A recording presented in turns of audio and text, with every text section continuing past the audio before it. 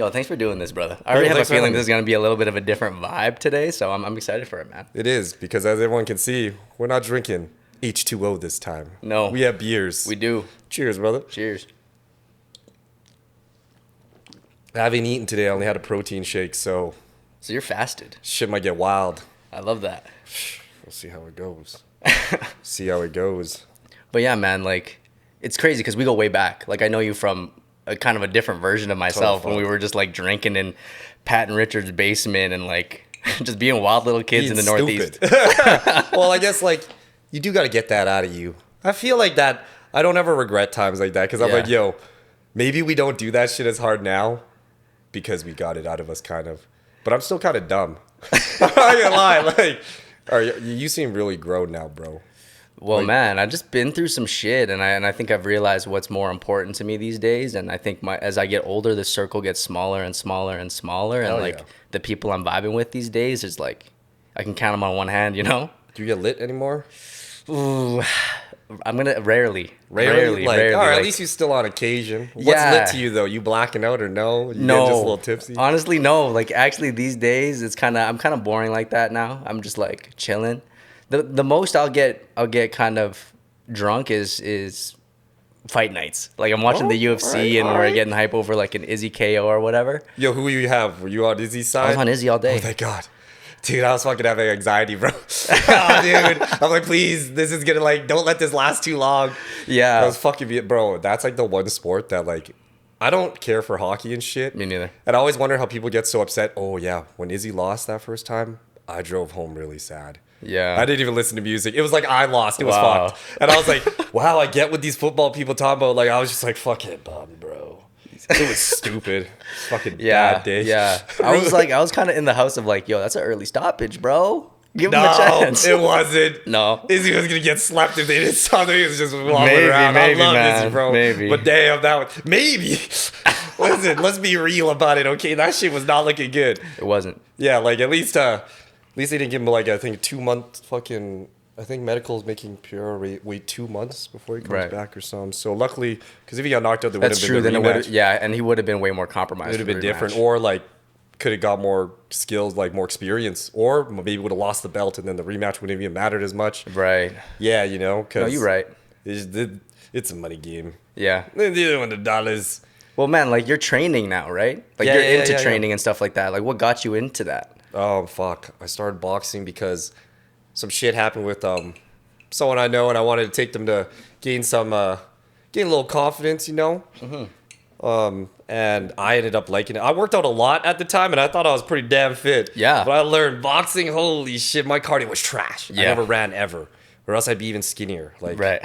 But now, like, damn, I still smoke darts and shit. I'll tell you that. yeah. So it was like a self-defense thing. No, it was morely to build their confidence, and I ended up just loving it. And Yeah. I always loved fighting, like watching it. Right. Just never really thought about doing it. Yeah. You know, so once it like gets really addicting. Mm-hmm. And like cardio sucks, bro. I was kind of more into bodybuilding at the time, more of that kind of weightlifting. Right. Me too. And I learned that's not quite functional. Mm-hmm. Like functional muscle's quite different. Yeah.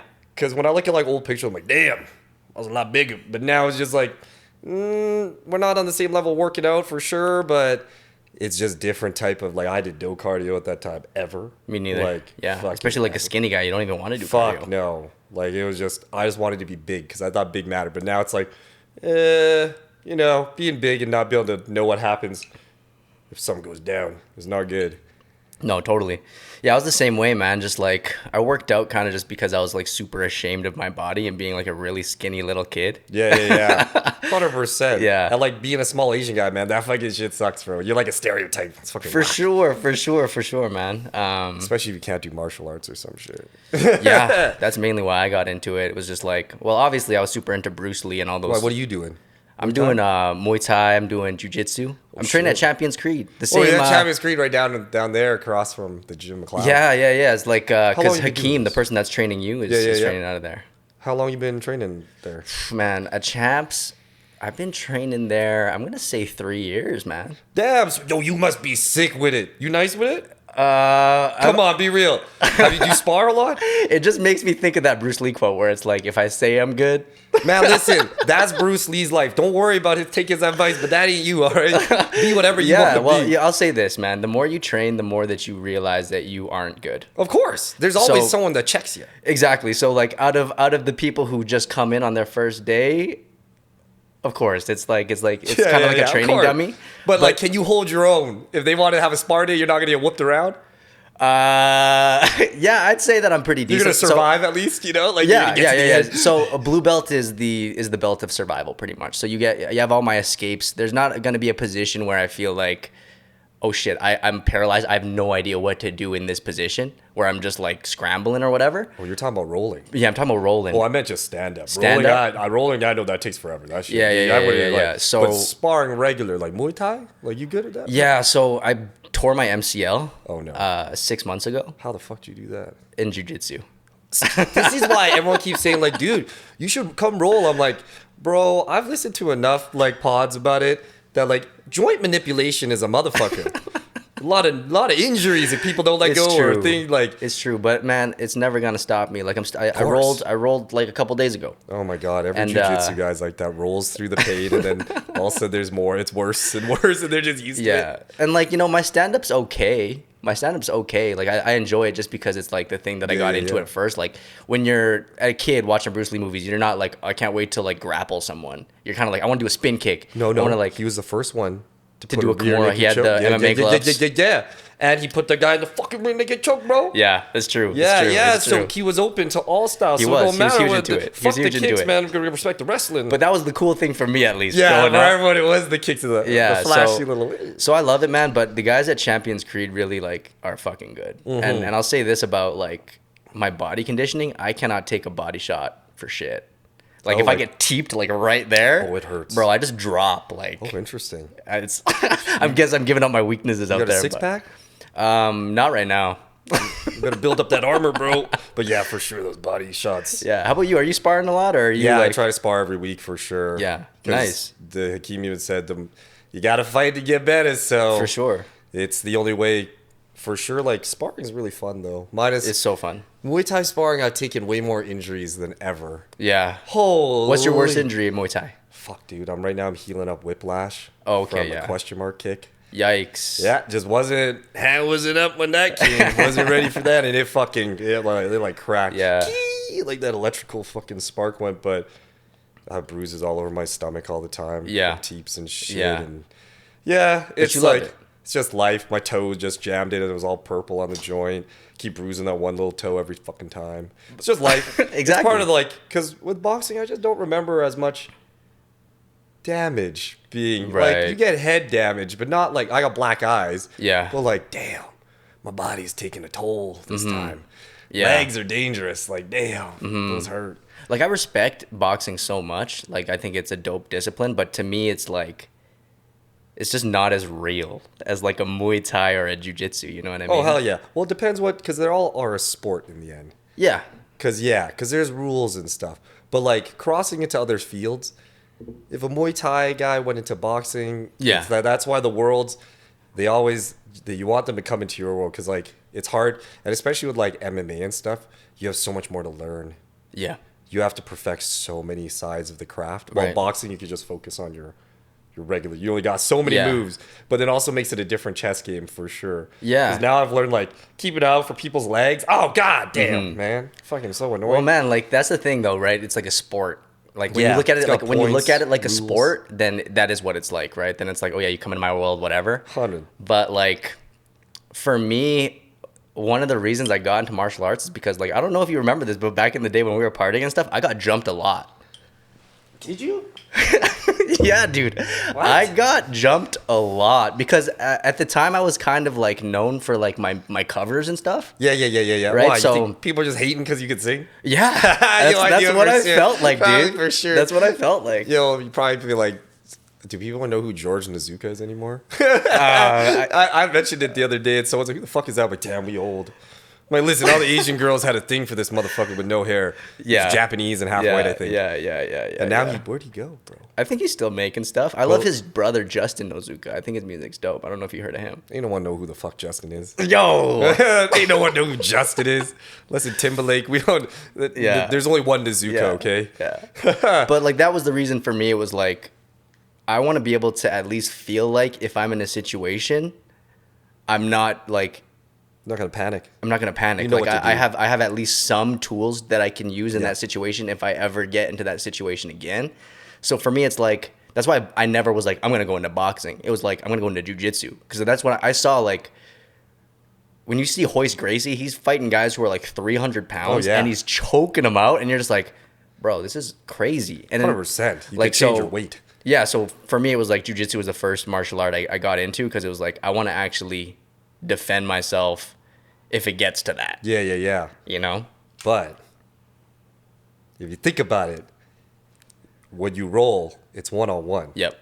BJ Penn just got knocked the fuck out in a street fight. 'Cause Yeah. He put a guy in a hold and homie came up and soccer kicked him in the face. Yeah, but he's like 50. But the thing is, in most street fights, I'd say you don't want to fall on the ground. Right. You fall on the ground, you're fucking dead. It don't matter if you Yeah. know how to roll. There's 20 Yeah. other guys. You get it stomped out. Yeah. You better probably box your way out of there and run. Right. Like, you don't want to kick and get lose a leg, get pulled, swept or something. So you want to be very careful about getting on that ground. It's true. Because once you get on the ground, dude, I've woken up with like footprints all over me and Yeah. shit, bro.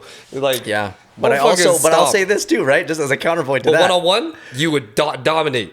But how many 1-on-1s you know about? There ain't even no shoves no more. No. He's getting socked in the mouth slapped. It's true. It's true. But like even think about this, right? A boxer. A professional boxer in a boxing match where the rules are you cannot grab. Oh, of course. They grab each other. Of course. Everyone They- always grabs. Like no matter even when yeah, they're like yeah, that's why no one. So what are you I'd gonna say do when someone wrestling. grabs you? I'd say knowing wrestling and striking would be the best options. Yeah, like Because and wrestling, you could control the takedowns and break yeah. them. But also a part of jiu-jitsu, a huge part of it is learning how to get up. oh, 100%. So like if Getting up. you know how to get up or escape, someone's trying to hold you down, someone's got you in a headlock, feeding you shots, and you don't know how to get out of headlock, bro. And how's your boxing gonna help Oh, you? dude, don't worry. Someone else is coming up and someone's getting soccer kicked. Ain't no time for no locks in this. There's just little Asians everywhere now. Yeah, yeah. No, yeah. I'm never. I've learned with fighting, I don't want to fight no one anymore. No, I never want to get into a Yeah, fight. and everyone knows how to fight now. You have no fucking idea what's Exactly. going on. Dude, he could be like the nicest looking motherfucker, and that guy just And that's is the like, thing you "Kill him." learn. Like Yeah. you'll go into like Yeah. a MMA gym and you'll see these guys, and that guy looks like the nicest guy. quiet Like he guy. watches Star Wars and he's like nerdy in all these different ways, but he will fuck And you he's up. just hitting that thing. You're like, oh damn. You're like, Yeah. you turn. There's a different side of people that come out. Yeah. With that, I think that's necessary though. For a lot sure. of people can't handle like getting punched in the face or something, like getting that confrontation. People, and then like you need So that true. kind of confrontation for sure, because it teaches you that like it doesn't have to always be a physical confrontation. It can be a confrontation in business, Yep. in life, in personal gains or whatever. And there's always confrontation. But if you're like too scared to even like head on and Yeah. maybe like slip out of the way and get that motherfucker, like it's gonna fuck you up. It's true. And like everyone gets beat down, like you said, is the nice part because you always get checked. Yeah. You think you're top dog one day, you might be, and then next day you come back and spar and you get your ass whooped and you remember, like, you get humbled. And that's the It thing. reminds you. Yeah, like every single person in that gym, even the best guy in there, walked in and he got his ass kicked. Oh yeah. Like one there starts isn't off anybody sick. who didn't go through the same gauntlet as as the beginner. Yeah. And that's what I love about martial arts, man. It's like I think there's a lot of that missing just for men in life in general is like another group of men. Obviously women train too. Did you just say just men, bro? You trying to get us in trouble here, bro? Oh man. Oh man. All right. Well, what about just men? Tell me. Oh yo, grab do you have it? No, I don't. What did I do with the opener? Grab We it got for- technical difficulty, boys. If you've been fighting lots, you think you would ever do like a tournament or something? A lot of my coaches that are also friends at this point, like Yeah, you're they fat. encourage me to compete. I've competed in jiu-jitsu a couple Oh. times. I've medaled twice. Oh, how'd that go? It was like crazy, man. The amount of like nerves that I had Oh fuck, I bet. was insane. And also Oh. I didn't the thing I learned the preparation was off. Like cuz typically I like to train on an empty stomach a lot of the time. Yeah. I feel that. You know, like I like to so I'm like, "Oh, I'm going to do the same thing at this tournament." But then bro, like the nerves you get and stuff, I felt sick. And then you by are the like- yeah. by the end of my first match, like I was fucking dead tired, bro. Oh, I was yeah, just like, dude. and that's the thing. Like the tournaments, you're doing match after match after match. So yeah, like in my first tournament I got silver. In my second tournament I got bronze. Okay, you still on the podium. Yeah, so I placed, but yeah, man. Why is there that butt there? Why is there that butt? You placed. That's fucking awesome. I bro. know. But I guess what, you wanted gold. Yeah. So what you gonna change to make that happen? Well, the thing is now I'm like, do I even compete now with my knee? Because like You said you ain't scared. The intensity level of a competition is way different than sparring. Course. Because like that guy, he doesn't care if you break your arm. Try to snap your shit off. That guy doesn't even care, right? You like, better tap his ass. In sparring, you're at least controlled. Well, the guy who like tore my MCL was not. Like he was like trying to prove something. He's like, it's Tuesday. I want to be the toughest guy here on Tuesday. You know what I mean? This is why I'm gonna just stick to striking. At least I could slip out of that motherfucker. When motherfuckers are holding on to, dude, I hate like when people clinch me. Oh my god. Oh man. Like even at boxing, we're just waiting for that to end. All right, where was the ref? Let us go. Dude, the first time you clinch, like, your neck is just. Yeah, like the first time you ever so trained bad on clinching, your like your neck. neck is just fucked up for like a clinching week. big people. I couldn't imagine doing jiu-jitsu with a big motherfucker. That'd be crazy. Man, you should do it sometime. You should come to Champions Creed and I'm gonna do it once with my one homie who invited me. He does gi with gi. Are you going no gi? Right? I go both. I like both. Okay. Because like what? Like in real life, someone's not gonna grab my jacket or something. But you could grab. No, but like that's the thing. They're gonna grab your clothes. Do you know how to break those grips? Do you know how to like? If maybe you are against a big guy, if he has a denim jacket on, oh man, that's a gi. Listen, I got the best way to beat all these people.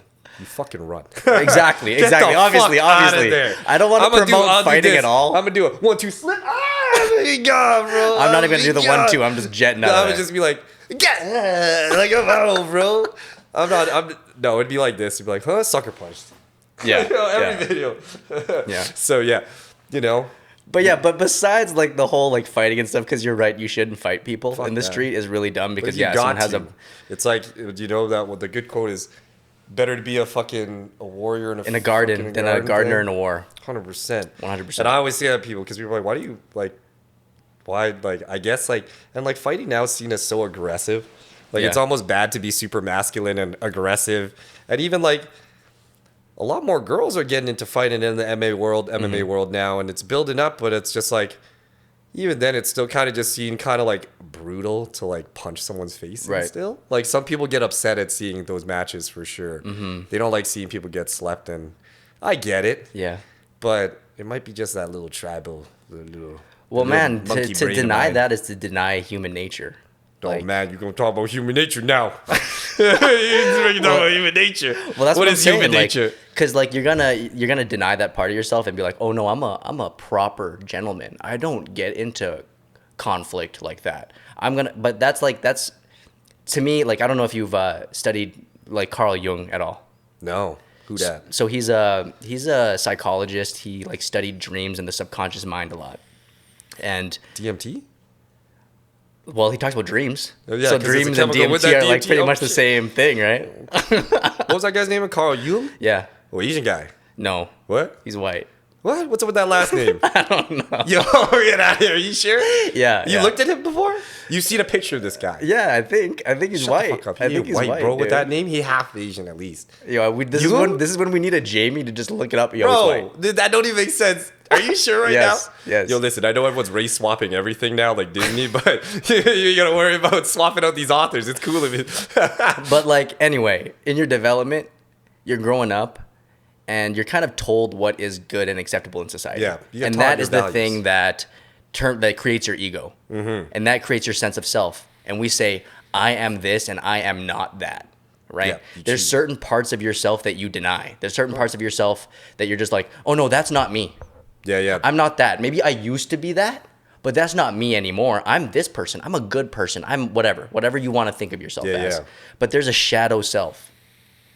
And to me, like violence, combat, that stuff is a part of your shadow self, is a part of all humans. Every human has wanted to punch someone in the face. Fuck yeah. But if you deny that, then you're denying the truth of yourself. So like for me, that's a healthy way of exercising your shadow, of being like, because the shadow can also be a really bad thing. You shouldn't be walking around socking people in the face. 100%. But you can exercise that in a controlled way with people who are trying to build you up. And that's what I was actually trying to say was like, aside from self-defense and stuff, the thing good character building. Great character building, but even beyond that, it's the community. Yeah, dude, that's like one of the you care about each other. 100%. Watching each other grow and getting beat up together. That's why I always say like my homies that I like we got in bad situations with, I know like we've been through struggles together and now it builds a different bond, a different Yeah. trust. When you know that like you both battered each other, been in battles together, it just builds a different type of community and like it doesn't matter who's good or who's bad in the end. Yeah. And it's crazy how like someone can just join and you know like Yeah. you see their heart. You see someone's real heart when they fight. Cuz it doesn't matter how strong you are, but it's just like you could get knocked down but getting up, that's heart. Yeah. When you know you're gonna get whooped again for that next 100%. how long and you just get back up. I respect that. I respect that Yeah. heart. Even that's when people even lose. I'm like, takes a lot of courage to even get in that ring. Exactly. And just like you said, you want to throw up. Like it's fucking terrifying. Imagine being in a fucking middle, everyone's cheering, or everyone hates you. Fuck you. They're all yelling at you, Yeah. and you're like, oh man, I'm gonna get beat up Exactly. in front of all. And getting knocked out in front of people is kind of like it's like almost one of the lowest things. Like you know, like it's very it's got in mankind. There's just something about getting slept in front of everyone Yeah. that really because someone's standing over you, dominating. Yeah. Like yeah. Well, that's a part of the thing that we want to be like, I'm not that person. I'm not the guy who gets beat up. And so a lot of people don't even put themselves in that position in the first place because they don't want to actually see that part of themselves, right? And like think about the nerves you get from just doing some smoker. Oh, Imagine these fuck, UFC dude. fighters on TV, like on pay-per-view. Dude, they got one coming up like this week. that's like a whole nother thing, right? I for sure like yeah. I respect anyone that could get in that ring Yeah. and fucking throw down. Yeah. Because damn. Yeah, man, and jujitsu especially, dude. Like, if you're going to jujitsu and you've decided you're gonna train jujitsu, you're pretty much signing up to get beat up for an entire year. Yep. Yeah. Like, you're going there man. and you're not gonna beat anybody No. for a year. You're gonna walk in there and you're just gonna get smashed every day. And then that's the thing. Like, I've actually seen people transform. Like, I'll see a guy walk in completely like timid, Shy. super Yep, timid, in their shell. and then by the end of the year. This guy Confidence. is like confident and he's like glowing. He's like standing up straight. talk he's like different. He's talking It's different. His voice crazy. even sounds different. Like it's a different thing, It's man. good seeing the youth do it because you see kids really change Yeah. as they kind of grow up and they learn. It's good to know what your body can do. Even just gym. Dude. That's why I say like you need to work your body out as well as your mind and Yeah. everything. Because like to know that you can squat at least at like how many people can bench press a fucking plate on each side? It's 135, easy peasy. Come Yeah. on, but you can't even do that, bro. And you weigh more than that. What are you gonna? Yeah. Like, it's nice to just know that if something happens, maybe I could push Yeah. myself out of some Yeah. or squat a little bit. So like. Yeah. I always say you have to at least be able to do one muscle up. Because if the Titanic splits in half, I ain't gonna be the guy Yeah, you that's gotta pull dying on that yourself time, up. and I'm pulling myself up. Because this doesn't Yeah. matter if you can't get over. In the movies, they always get to here, and you're like, well, how, you still gotta get the rest of you up there. You better. Yeah. But yeah, man, I think that's a vital thing. Most people can't do one pull up. How are you gonna save yourself if Yeah. someone goes down? It's true. What if Spider-Man blows up a bridge with fucking Green Goblin? We hanging off. You know, the likeliest of situations, but I'm gonna be ready, whatever happens. You know. Yeah.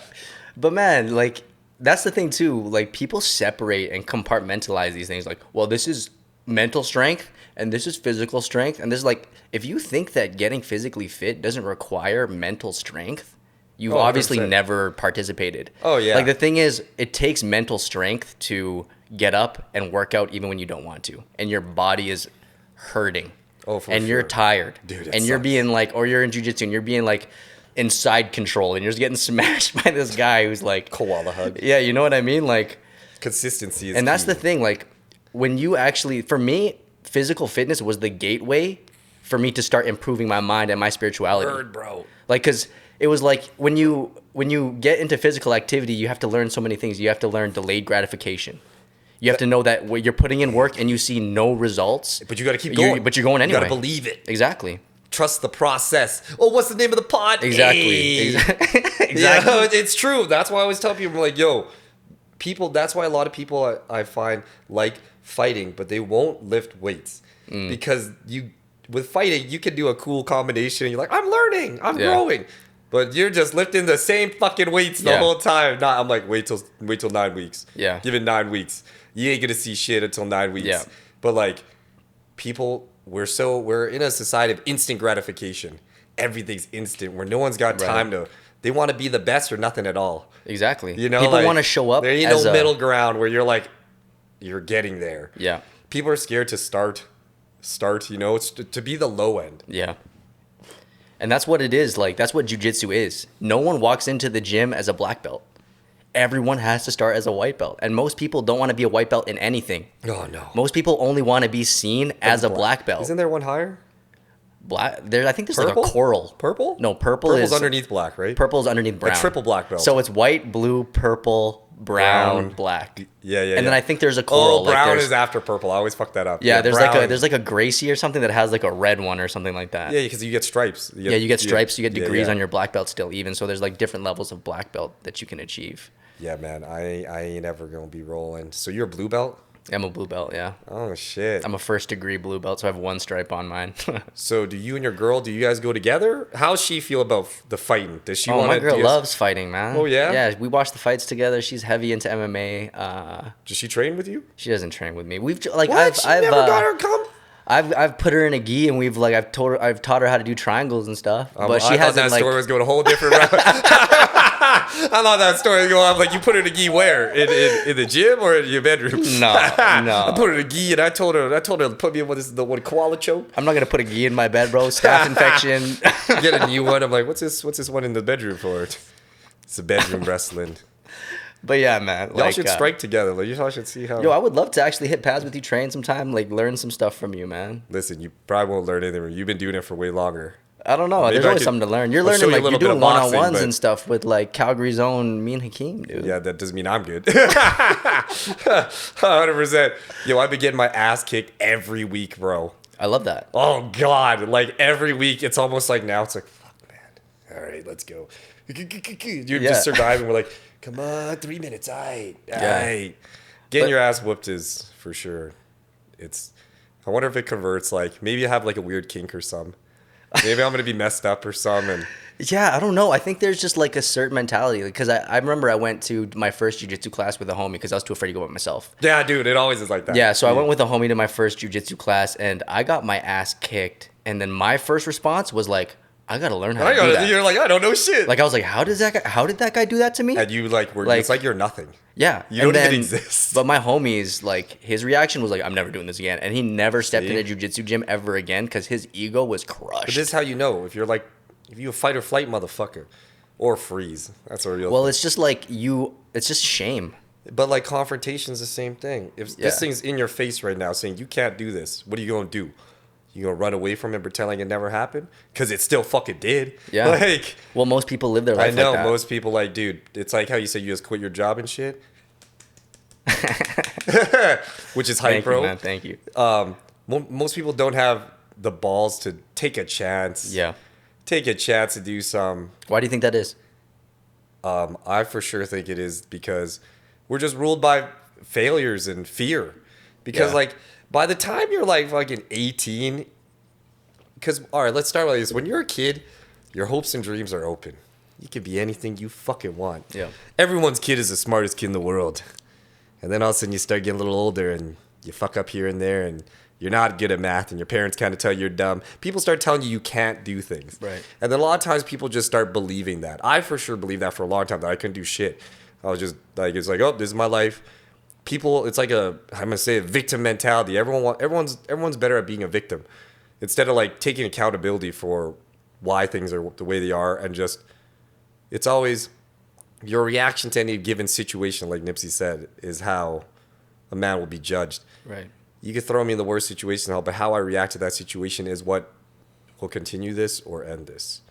Because like people are scared to try things because of previous traumas, I guess you'd say traumas, just previous failures, and just a lot of people telling you can't do things, that you start to believe it. And it's one of those things, especially now with how much social media and how much opinions you can take from people. You get opinions from people you don't even fucking know. Yeah. That's just like, dude, your podcast is shit. You're like, oh, fuck mine, it might be shit. But you're like, who the fuck is this guy, man? Yeah. Like, it's just like, does he matter? Like, people's opinions matter, but only from the people that you care about their opinions, really. Like, it's good to take critical, what is it called? Like constructive criticism. Constructive criticism. But you need to take everything with a grain of salt, because people always tell you can't do things, but that doesn't mean it's true. Right. Once you believe it that you can't, it's fucking real. Exactly. If you think you're never going to be a good boxer, well, my friend, you already made it true. So maybe you could be a mediocre one. Maybe you won't be the best. Maybe you don't have to be the best, but if you believe that that's where it is, that it ends, you've made that decision. Yeah. But people will always, they'll find a reason to not do things, and fear is the main thing. People scared of what other people think and what they'll think about themselves if they don't do it. Right. Because it's like they say, breaking a promise to yourself is way worse than break a promise to someone else, but it's so much easier to break a promise to yourself. We do it all the time. I'm a go to the gym next week, and then you're like, next week. Yeah. Like, we do it all the time that you just get so used to it that, like, being a man of your word or a woman of your word or whatever the fuck you want to be is important. 100%. Like, you just gotta, like, you gotta try your best. Even if you, it's hard to be 100% what you want to be too, but you gotta at least try. Yeah. But yeah, people go and judge on the way. Yeah. Especially people who try to chase dreams. I find that I always say people like to see you do good, but not better than them. Yeah. Because everyone cheers for you when you're coming up, but then once you're there, they almost don't even care anymore, or they just want to see you kind of fuck off. Yeah. And it's alright, but like, you can't worry about what other people thinking about you too much, or else the comments will kill you. It's the truth. It'll kill you. Well, I want to know more about like your journey, because you said yourself, right? There was a point where you felt like you couldn't do anything. Oh, fuck like there's yeah, parts where you didn't believe in yourself, and then now you're at this point where, you know, you're running your own shop, and I've seen pictures of it, man. It's like completely custom made. Like your whole spot is dope, and you got an apprentice, and you're doing great, man. So like, Thanks, how did you get from this kid who didn't believe in himself and he thought like, I can't do anything, to doing what you're doing now? Let me think about this. I guess we'd say for sure I've had a very good thing that I always find is that, like, you need to have good mentors. Because I was very fortunate that, like, even as bad as my life was going, I always met the right people that had the right mindsets to help me change my mindset. That's why I say, like, having a mentor of some sort is always important. Because a lot of my friends right now for sure are very, once you open the business and stuff, you get kind of stale because now you're kind of like the leader. But then it's always good that everyone that I've talked to that's like running big businesses and stuff, they always have a mentor that has an even bigger business, because you always need someone to help guide you through the path of life that they've already experienced it. And finding the right people to help you change your mindset of, like, it's that fish in a barrel thing. At the time, I was still trapped in that hood mentality of like, man, we all in the hood, this is how it's going to be, we ain't going to be shit. You know, like, no one really wants anyone to get out of that. No one really gets out of it. And I didn't think you could. But for sure, just meeting the right people and just seeing that hard work pays off was important through the gym. Because I didn't start working out until I got my heart broken, being a little pussy. And my homie took me to start working out, and my homie Corey. And he was a dick, bro. Dude gave me that, like, negative, like, build up, like, man, you don't even learn shit, man. You don't even remember how to fucking do curls, bro. What are we even doing this? Like, you ain't gonna come through. And, man, I cried a lot. Fucking, it broke me a lot, but I kept going. Yeah. And I started seeing results. And that was one of the main major turns, is, like, the gym really taught me that you don't see any changes for a while. That's why we said that, like, that was one of the realest things. Because for the longest time, I thought that, like, I'd be able to, like, hustle and shit and chase tattooing and try to become a tattooist, but that didn't work out. And I didn't respect my time. You know, I had a lot of time just being dumb, wasting years, and things took a while, because even when I still learned to focus and started getting into apprenticing, I was still a piece of shit. Still, like, spending money dumb. You know, I had to learn through making mistakes. Right. And just try to learn through Nipsey Hussle really fucking helped me learn a lot of things. For sure. Just listening to, his interviews and stuff, and his talks about business. I just never thought about life that deep. And just opening my mind up to, like, learning. Because I started listening to a lot of podcasts, a lot of TED Talks and all that shit. Just anything I could get of just trying to grow my mind in business. And it really changed the tune of just how I thought about things. For sure. I needed that change, though, because if I was going to continue that path of the way I thought before, nothing would have changed. Yeah. It would have been bad. But 100%. I love that, man. Like, the seed of the change is actually pain. It's like the breakup. You need to get sick of that shit. Yeah. But a lot of people, it's like when you say like, man, I'm so sick of being broke and shit. But then you still going out partying. I'm like, you ain't that sick of it. Exactly. Like, you ain't that sick of it. If you're that sick of it, you'd make a difference something right now. And I had to learn that, like, I had to take that accountability. Because forever I said everyone, it was the world's fault, government's fault, shit ain't working. When I kind of realized, I learned from my one homie when I, like, talked about, like, I always felt like we got groomed into doing what we did as kids by the older people to make us think that this was a family. But then when I was talking to my one older homie about it, he's like, nah, man, every decision that I made. I chose to do that. And I was like, fuck, that's some real shit. You gotta take accountability and responsibility, man. Like, sure, they might have groomed me a bit, but I chose to do that shit. So that's my fault. And whatever things I did before, I made those mistakes. And then whatever mistakes I did now, it's always me. If something goes wrong in the business and, like, something gets misbooked, it's not my assistant's fault. It's my fault because I didn't deal with that. Like, I learned that you have to take accountability in business too for everything that goes wrong. If you're the head guy and you're blaming other people for the mistakes, it's not going to work. You need to understand that if you're controlling the goddamn ship, in the end, it's you that fucked up. And you might have to do some calls and get fucking fucked in the ass for some shit that someone else did. But it's just part of the game that taking accountability for mistakes is... It's the only way to go ahead, because if you're like, oh, that's someone else's fault, you'll never fucking change. 100%. I like, and that's the right mindset, because actually a lot of people they don't want it to be their fault. They usually project it onto other people because then it makes it feel like the weight's not on them. But when the weight's not on you, then you give away your power completely. Like, that means how are you going to change your situation if it's that guy's fault? No, you just riding the waves. And like, if it's the world's fault or whoever's fault it is, then it's completely out of your control. So how are you going to change your situation? You can't, because it's not your fault. But when everything's your fault, then you have all the power in the world, because the only one standing in your way is you.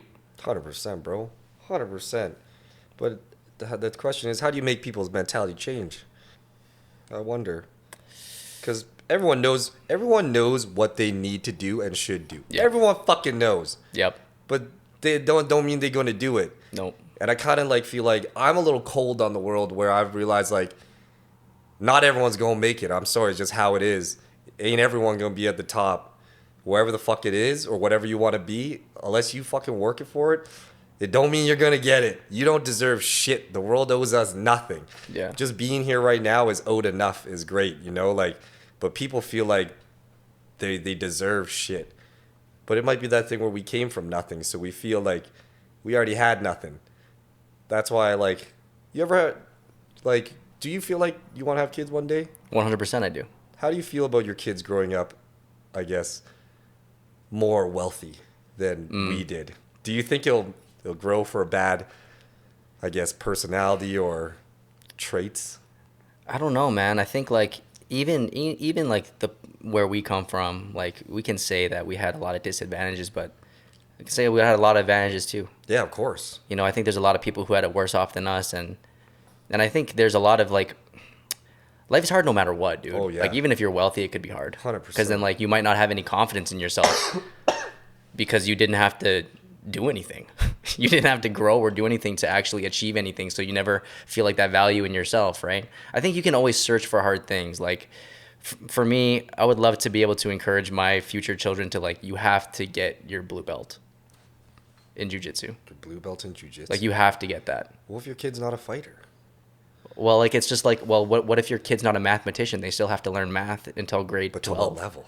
Exactly, to a level. Blue. I'm not saying you got to be black belt. I guess.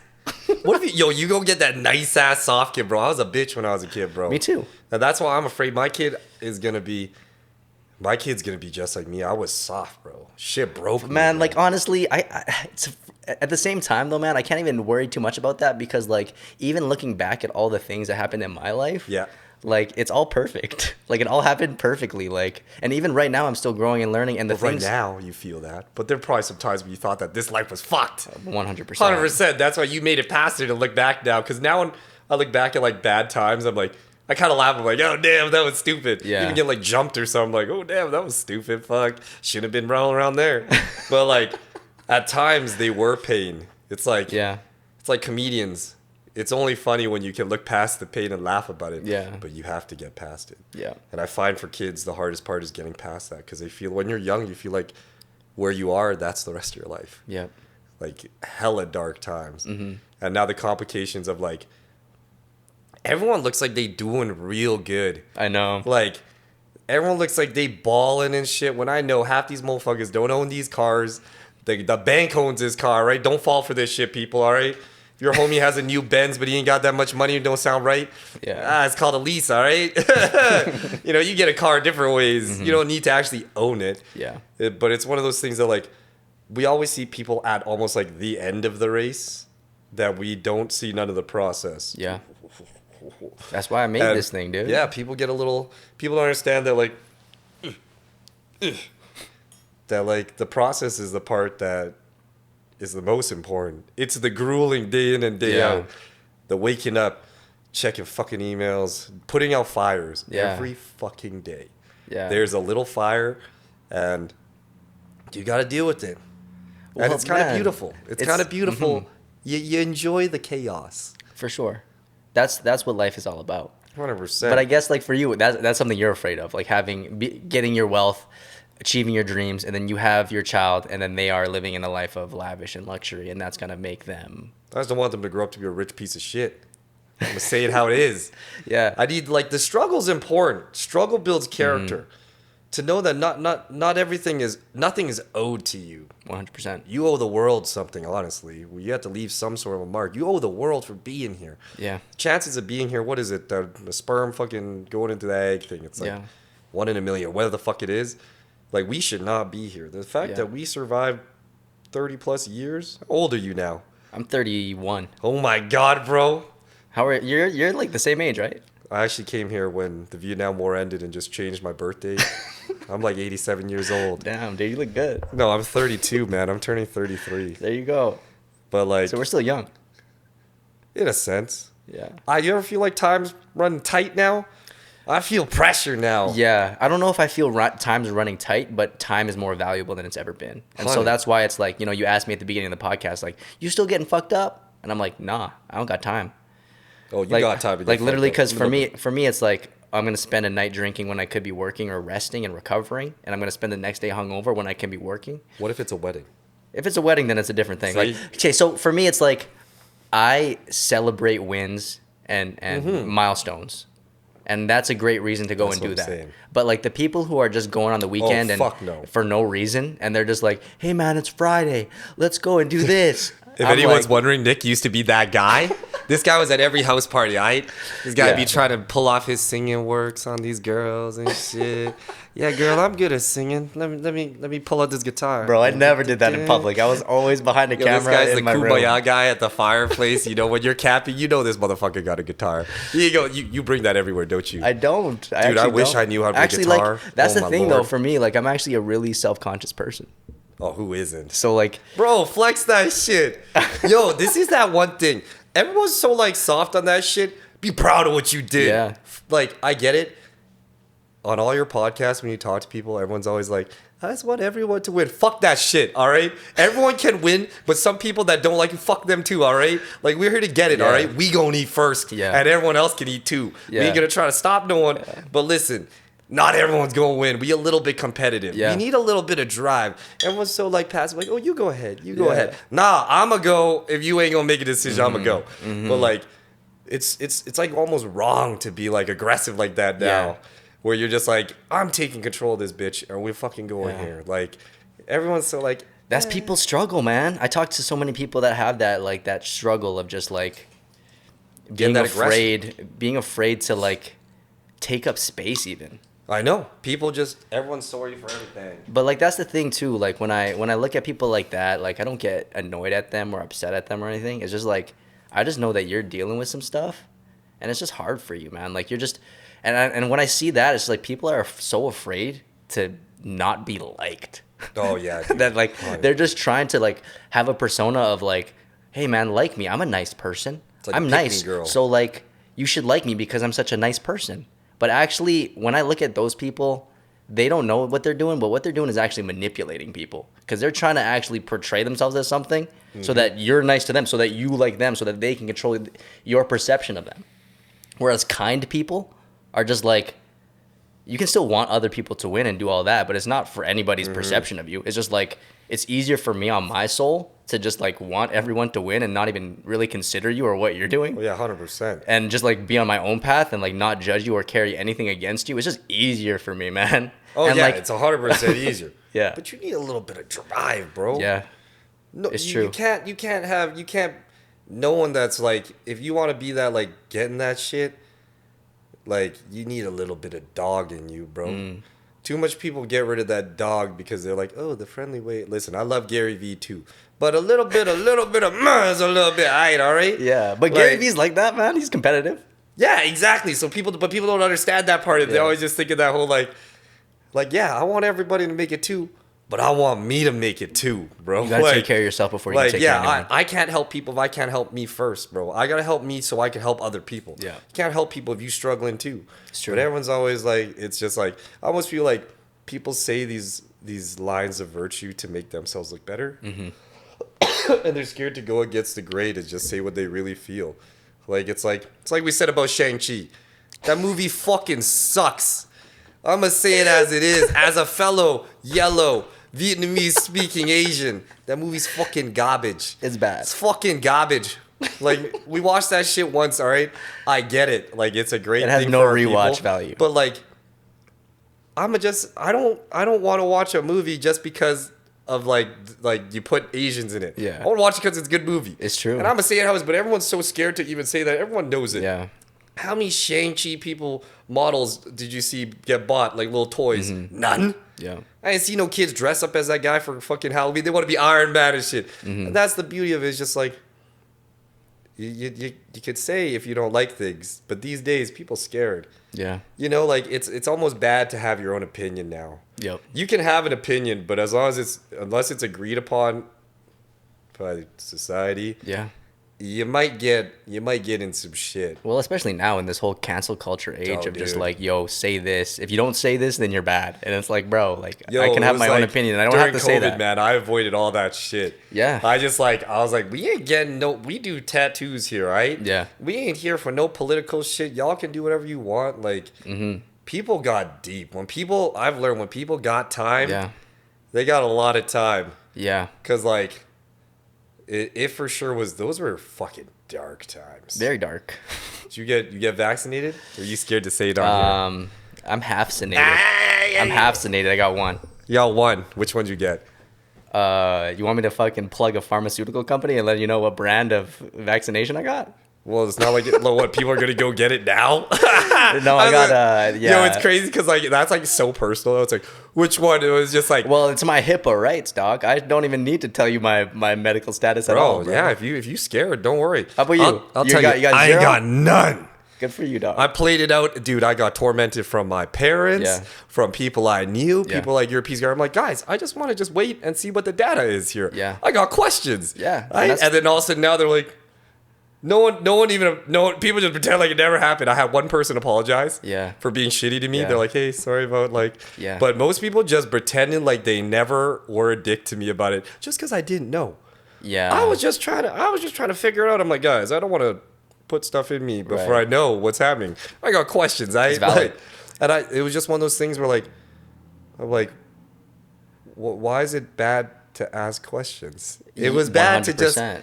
ask. And there was a lot of things that I went through with my homies Only too know because I two resisted it. I resisted it for. Oh, for a people while. tried. Yeah, but they forced. A lot of people had no choice. Your Yeah. livelihood was in the line. 100%, Like I was bro. fortunate that I owned my own business, and I was able to sneak past it. Yeah. Because they tried hard, like making it where people couldn't work their jobs. I couldn't leave the country. Couldn't go to bars.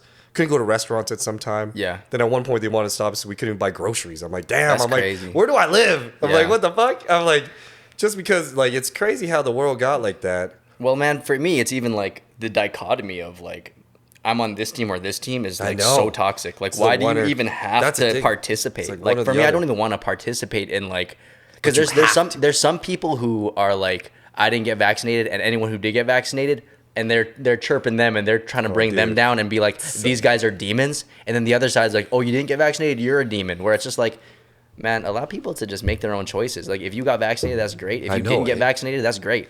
Like, whatever was the right choice for you at the time. But I'll say this, man, I had a negative side effect from my first dose.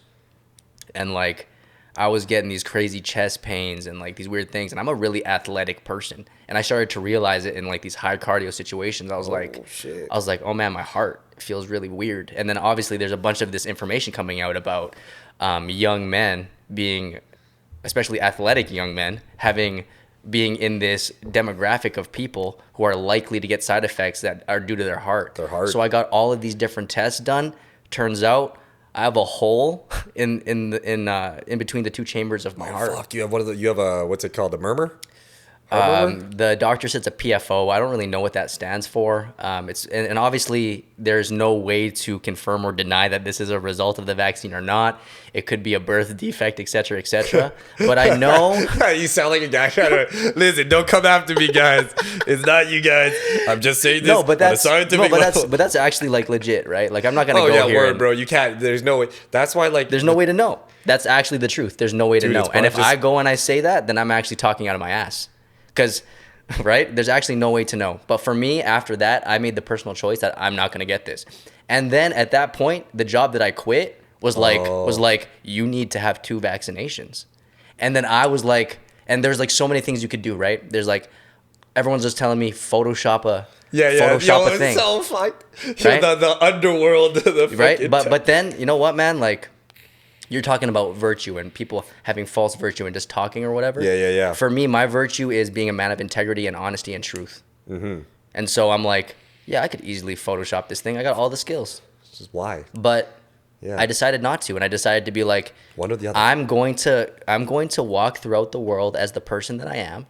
And if this job tells me I can't work here because I'm not fully vaccinated, then I fully accept the consequences of me being in my truth. That was it. And so I did that, and then they were like, okay, that's okay. You can just work from home. Sick. Motherfuckers. Yo, that's like, but see, you learned a good lesson of choosing, like, you need to choose where you stand and ride it. Like, that's why there were so many options of people like, yo, I got a guy that could link you up a fake pass. I'm like, if they don't want me in there because I won't do it, I know my choice. And I was like, and if like I do, something bad happens to me because I didn't do it, I know what I did. It would have been my choice. I made that decision to not do it.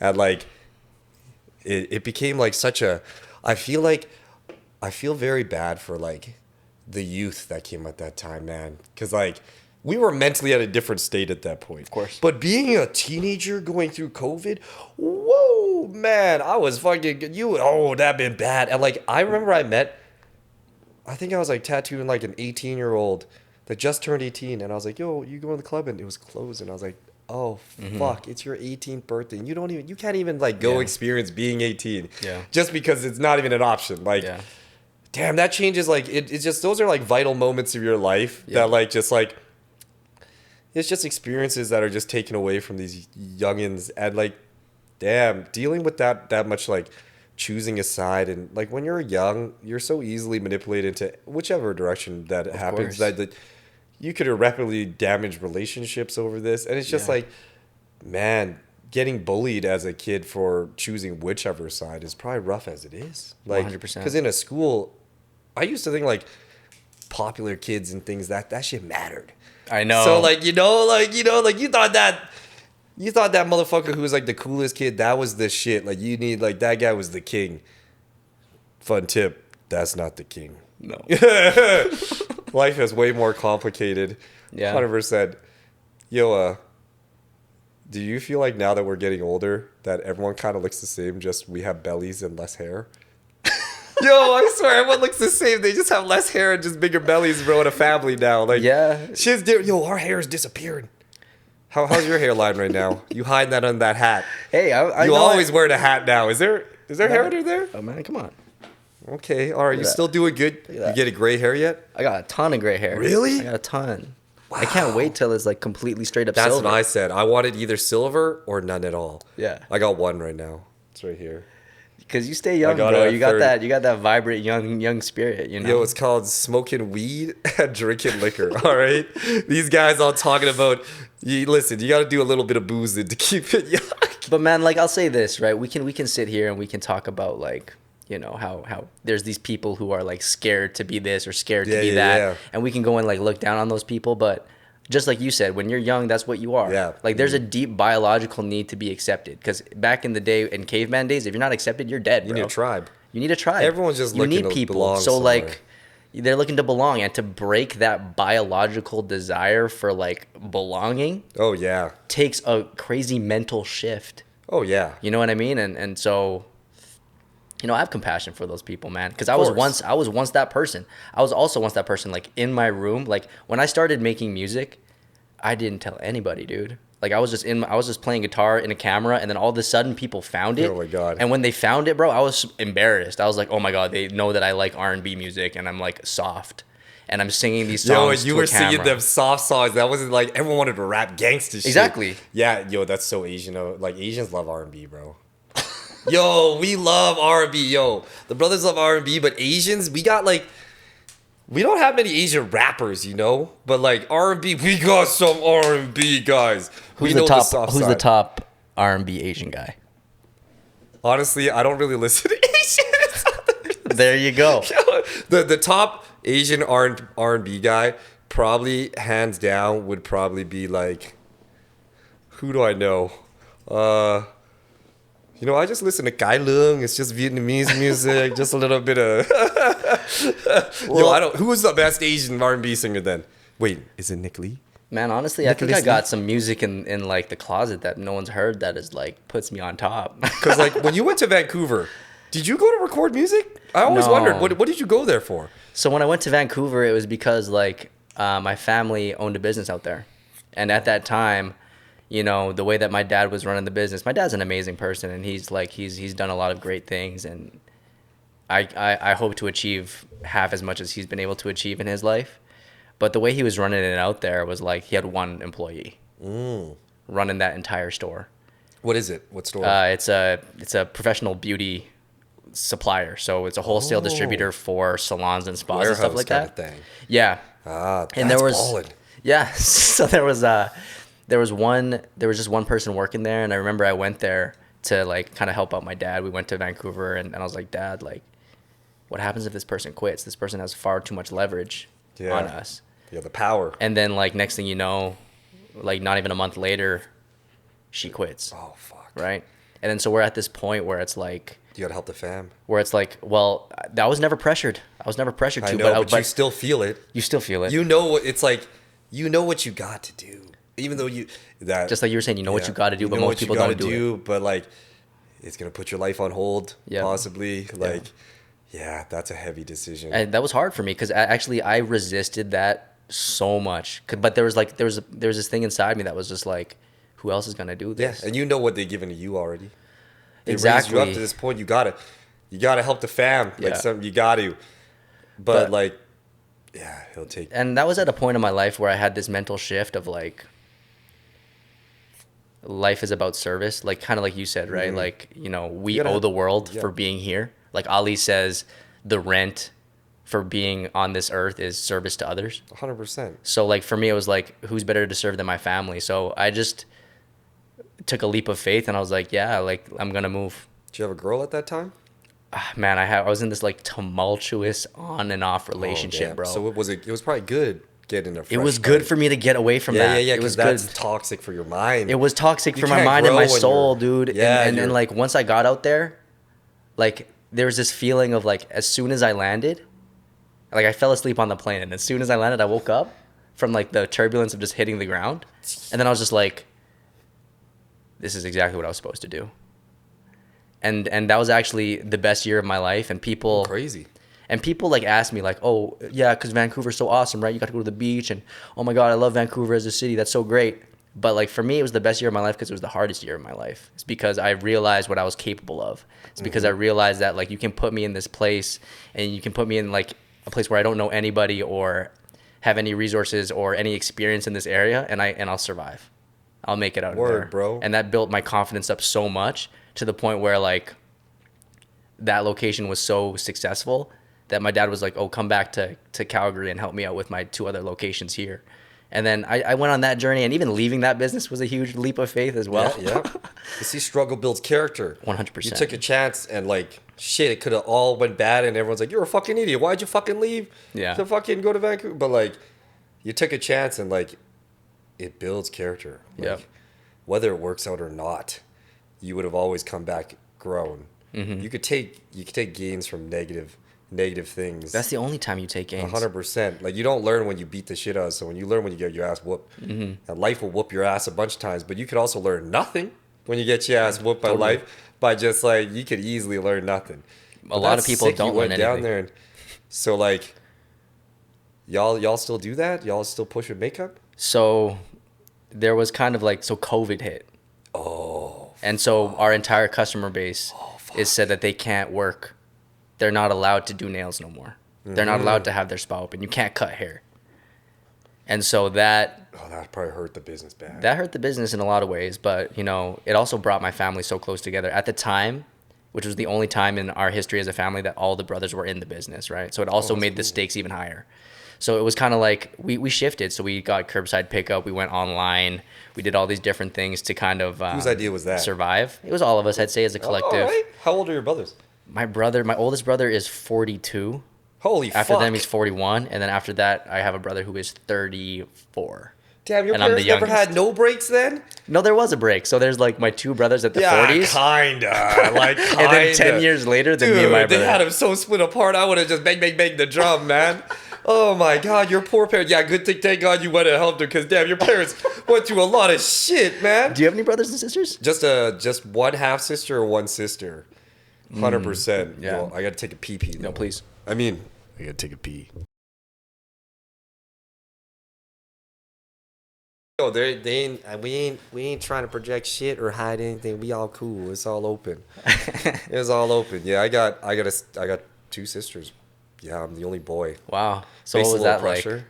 Well, I didn't grow up with the one half sister, so don't really know what growing with her. But growing with my other sister, like my older sister, Christina, for sure, we didn't get along very well when we were young. No, we fought a lot. Yeah. But like our household was like kind of like, our parents were very religious, you know? Mm-hmm. So like we had a different vibe of household, especially being super Christian and very Asian. Yeah. Damn, shit was tight in that motherfucker, which I almost wonder is like, so there are a lot of things, expectations to live up to, but me and my sister were not very tight. Now that we're older, we're a lot closer than before, but like, weirdly enough, like I never even hugged my mom until like last year. Yeah. And like never said I love you ever. They've never said it to me ever. Yeah. I've never heard it. I've even asked some Asian friends. I'm like, yo, like, your parents say I love day? you? Your parents, did they say it to you? My mom does. See, exactly, yo. I remember the one time I hugged my dad when he went to Vietnam. Oh, yeah. My dad, so awkward. Oh, yeah. Never hugged him again. It's fucking weird. My dad, I hug my dad. Oh yeah, is it weird? Does he hug you back?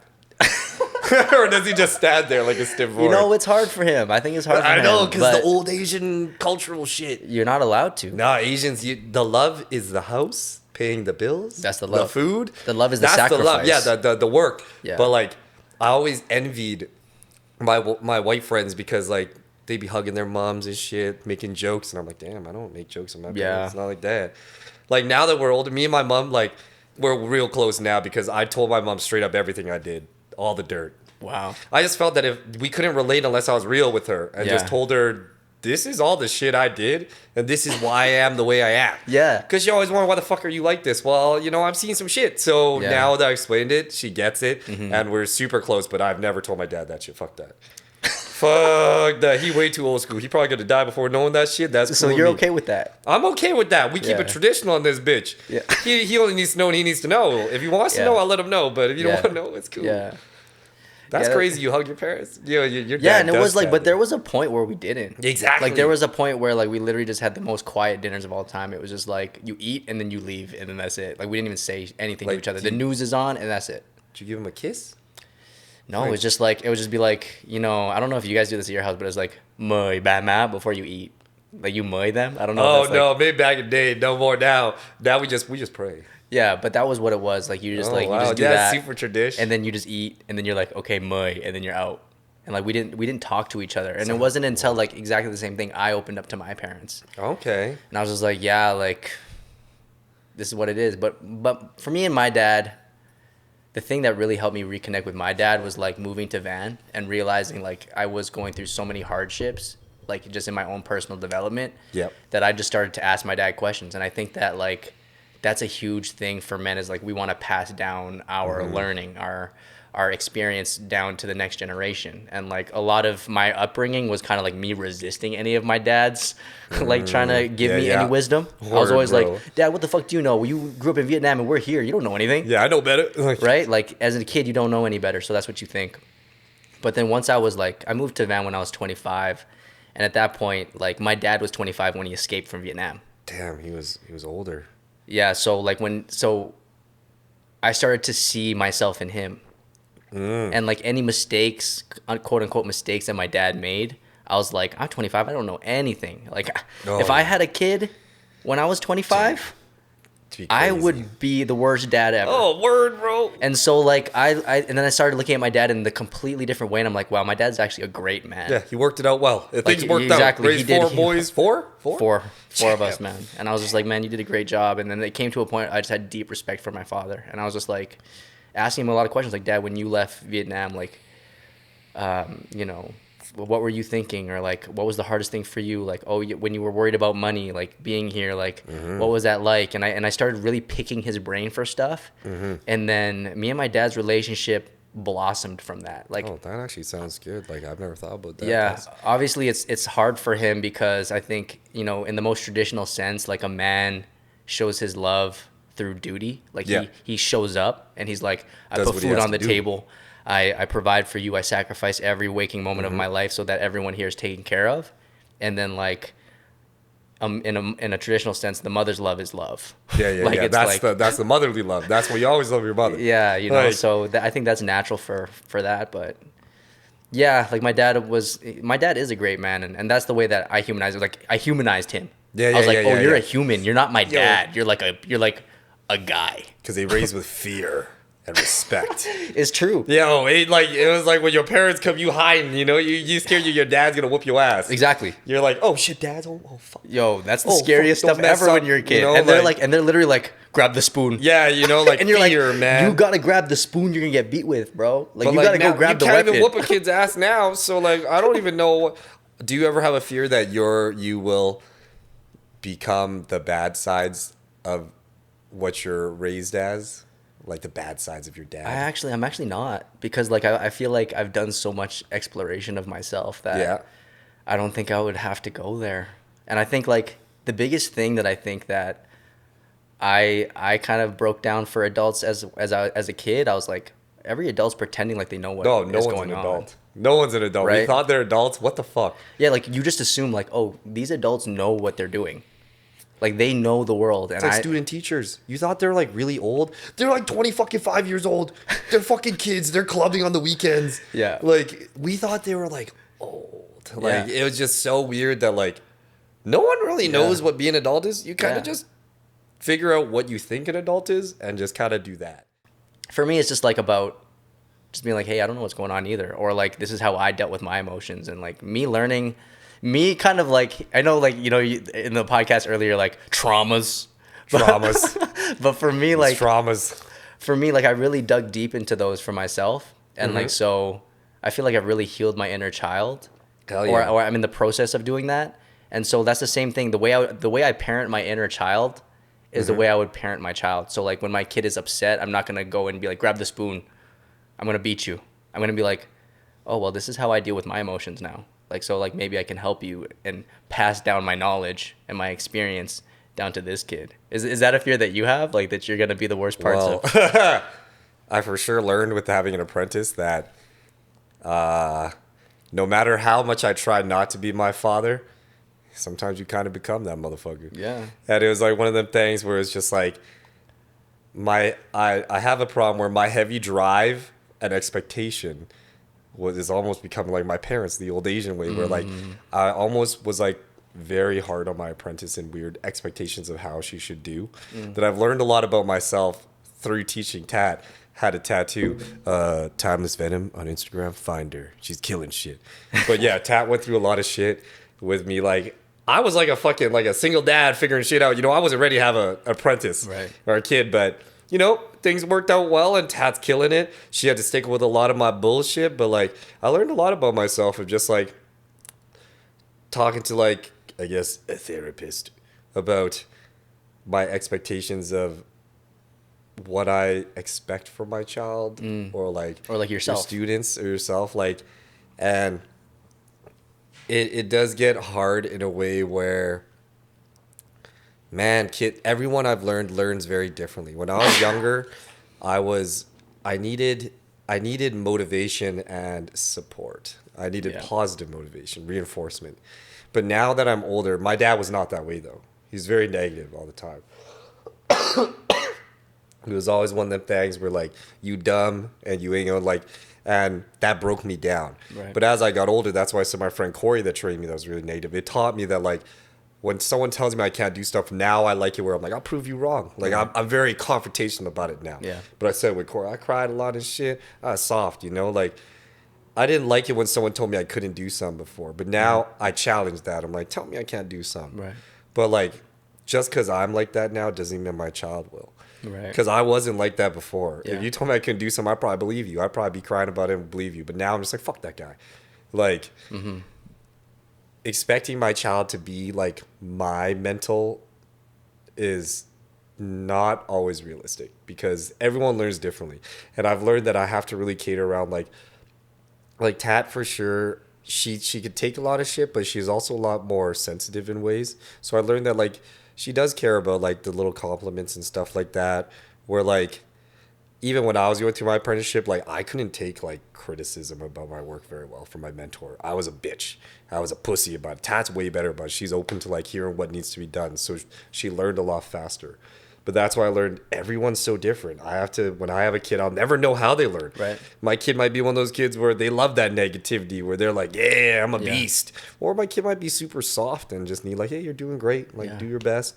And you just kind of just got to feel it out as you go and figure people out. But you can't put your expectations of how you learn on someone else because it doesn't work like that. Exactly. And I thought it did at first, but it don't. Because a lot of times that I tried to push Tat really hard, it almost was like it would almost like break her. It'd just be too much. And it was just like it's not her learning style. And when it's not in their learning style, you're not a good teacher or a good guide.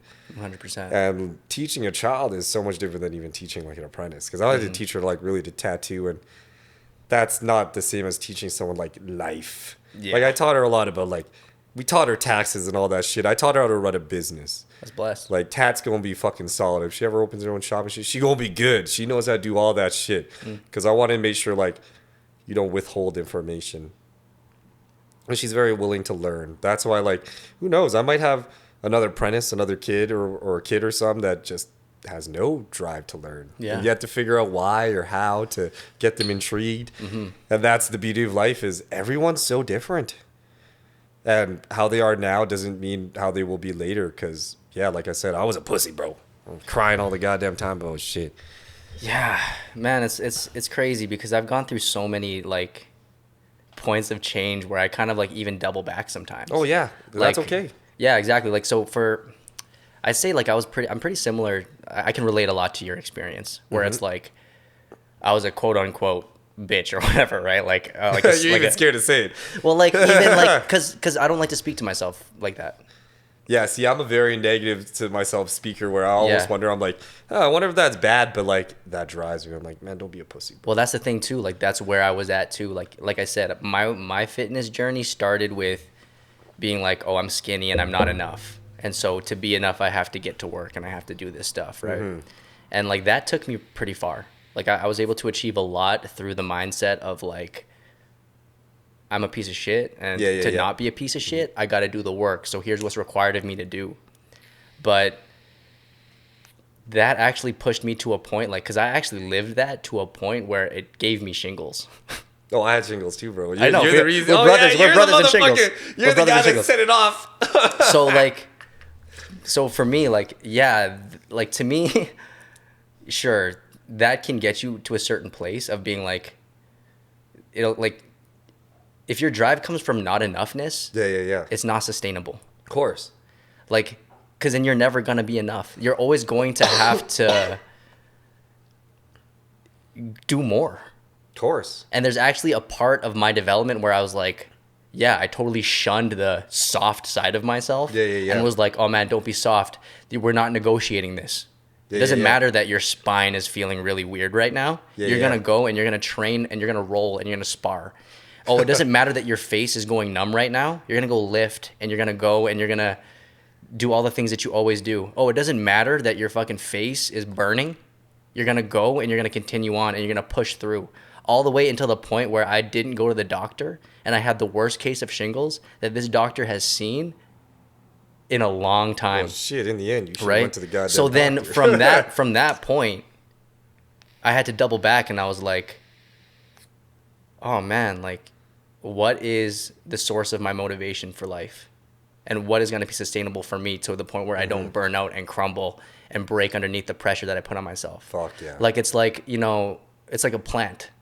Does it need rain to grow? Of course it does. But if you put too much rain on it, it's going to drown, it's going to die. So it's like, how much do you push something? Just because that's an ingredient for growth, it doesn't mean that's the only thing it needs. Oh, of course. Everybody, and there's more nuance than that, right? So like now it's like, oh, so is the plant going to grow the best when you yell at it and you're like, why aren't you fucking growing, you stupid plant? Here, have some more water. You need to toughen up, plant. Or is it to actually feel into plant and be like, hey, here's a little bit of water. Here's some sun. Here's some soil. This is everything you need. And I'm going to be patient and allow it to grow and allow it to manifest the way that it is naturally rather than forcing things all the time. And so from that point of development of like, oh, I can't be soft, I need to grow, back to like, oh, I need to be soft to grow. Like, so that's what I mean by doubling back on my learning, where it's like, oh, even though this thing got me to this place, it's not going to get me to the place that I want to go. A nice balance. Yeah, and that's the thing I struggle with most, actually, is like I'm always like One or the other. one or the other Yo, thing. I Like, feel that. yeah. That's like one or the other, especially with that. Like, I for sure need to get like, I've been told many times that I'm toxic motivation. Like, I'm like, I believe that it's all right to have emotion for sure. Like, it's all right to cry and shit. Yeah. But I believe at the right times. Like, of course, I feel shit. I cry during movies and shit. But, you know, like, it's one of those, like, I'm for sure a lot more traditional when it's like, even with the plant thing, where I'm like, you can water a plant, tell the plant to grow, but I ain't no fucking plant. You know? I ain't no goddamn plant. And like, does like softness and like patience, does that build warriors? Like, does that build, would Mike Tyson be the motherfucker he would be without that sort of struggle? That sort of like, you need to step it up. Sometimes you need to know you ain't the shit. yeah. You like, because so many people these days get told you're good enough. No, you ain't. Where you ain't. Let's be real about it. You ain't living up to your potential. But too many people now like, oh, you're good the way you are. No, you could be better though. Yeah. And that's why, like, I think there for sure is a point where like you don't want to always. You need to be happy with what you have, but always hungry for more, because you need to have that drive to strive for more. Because as soon as you be chilling, someone always be coming to take it, or you gonna lose it. Like, you could relax, but you need to relax with the right moments. You know, like you need to always continuously grow, because once you think that you are the shit or you're good the way you are, you're not growing. And growth is key. A plant that doesn't grow is a dead plant. 100%. I don't give a fuck what motivation needs, whether it's more patience or negativity, whatever it be. You figure out what it needs to be, but you need to grow. At always, like, it don't matter. Like, you're not good enough. It's the truth. You're not. Even at your best, when you're 70 years old and you think you're good enough, no, you could be better. You always could be better for the people around you, for yourself. Because, like, in the end, I ain't no fucking plant. Right? Give me any water you want. Give me any fucking negativity. I'm gonna take it. You know, because like too much people be like chilling now, being like, oh yeah, you know, like, this is okay. Is it? Is it? If this is okay, then don't ever bitch about fucking not paying your shit on time and shit, and be like, oh man, I was late on this bill. Well, shit, then I guess shit ain't okay. I guess you should have grinded a little more. Like, sometimes you need to get kicked in the dick to fucking keep it moving. Because, like, people are scared to take a little bit of pain to get a little more.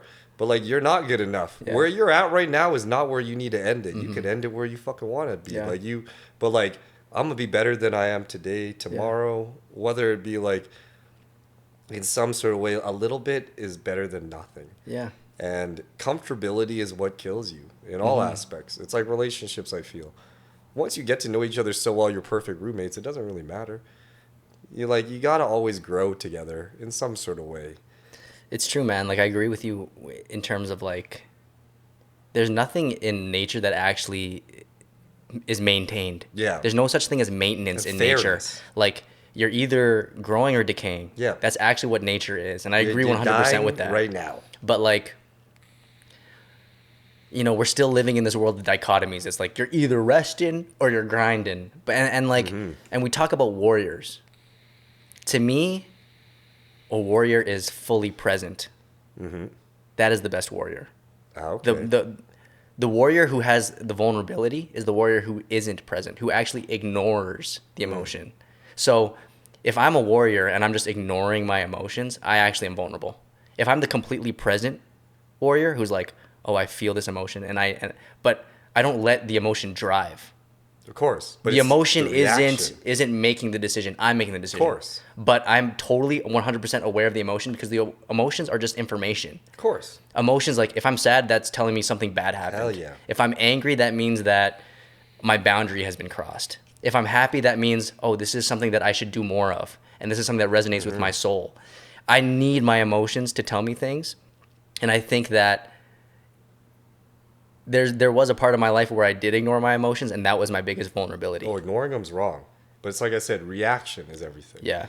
You know when you're sad. You know when you're happy. You know when you've been fucked over. But like how you react to it. Just because someone fucked you over doesn't mean you have to react with anger. Yeah. But then people react on their emotions like their emotions run their life. But that's why I say like to be a true warrior is not to ignore your emotions, but to understand your emotions and react to them in the suitable fashion. Exactly. Because like just because someone goes, it's like when my place like flooded the first time, I This was your realized tattoo that shop? my house, my Oh, apartment, shit. my like one roommate, he was fucking already kicked in the door, panicking, slipped, broke on the floor, freaking out, just panicking. Like you can't make this. You're reacting on your emotion. Now, I knew shit. There was smoke everywhere, but like was not freaking out like that. Once there was a grease fire, my other roommate, he was fucking losing his mind. Didn't even want me to like go get a fire, so he was just scared. And that's what I learned. Like, you can have emotions and shit, but it's how you act on it. Being a man isn't about not having any emotion, which everyone always like mistakes it. It's like to be a man, you can't have any emotion. No. To be a man, you have emotion, but you act on your emotion at the correct times. Yeah. It's like it's okay to cry when you're sad, but like sometimes it's like one of those things like if you're in a hospital, let's say, and someone you care about is really like there's shit's going bad and someone else is relying on you, they're crying too, and sometimes you might have to show strength with the people around you, and that's like looked down upon these days to ignore that emotion. But you're not ignoring that emotion, you're just reacting to it differently. And that's what people are getting wrong. They think that it's either one or the other, but I'm like, no, it's how you react to it. It's like just because I'm sad doesn't mean I have to cry. I can cry later if I want. I could cry now, but how I react to it will dictate how the situation unfolds in the end. Because like as much as people say it, I always say we're like, everyone now says like, it's okay for a guy to cry. It's cool. I'm like, all right, let's just get the situation. We're in a situation, the Titanic's broken in half. We're hanging off. I'm the leader. I'm crying everywhere we go. Oh, God, I'm fine. You gonna trust me? You won't trust me. You won't trust me. Oh, he's so in tune with his emotions. Motherfucker crying so much. Shut the fuck up. We got shit to do. It's the truth. Like, that's why I say like, everyone says it's cool, but at the right times. If we're in a time of situation, the house is on fire. Shit is falling down. I'm fucking crying right now because it is too much.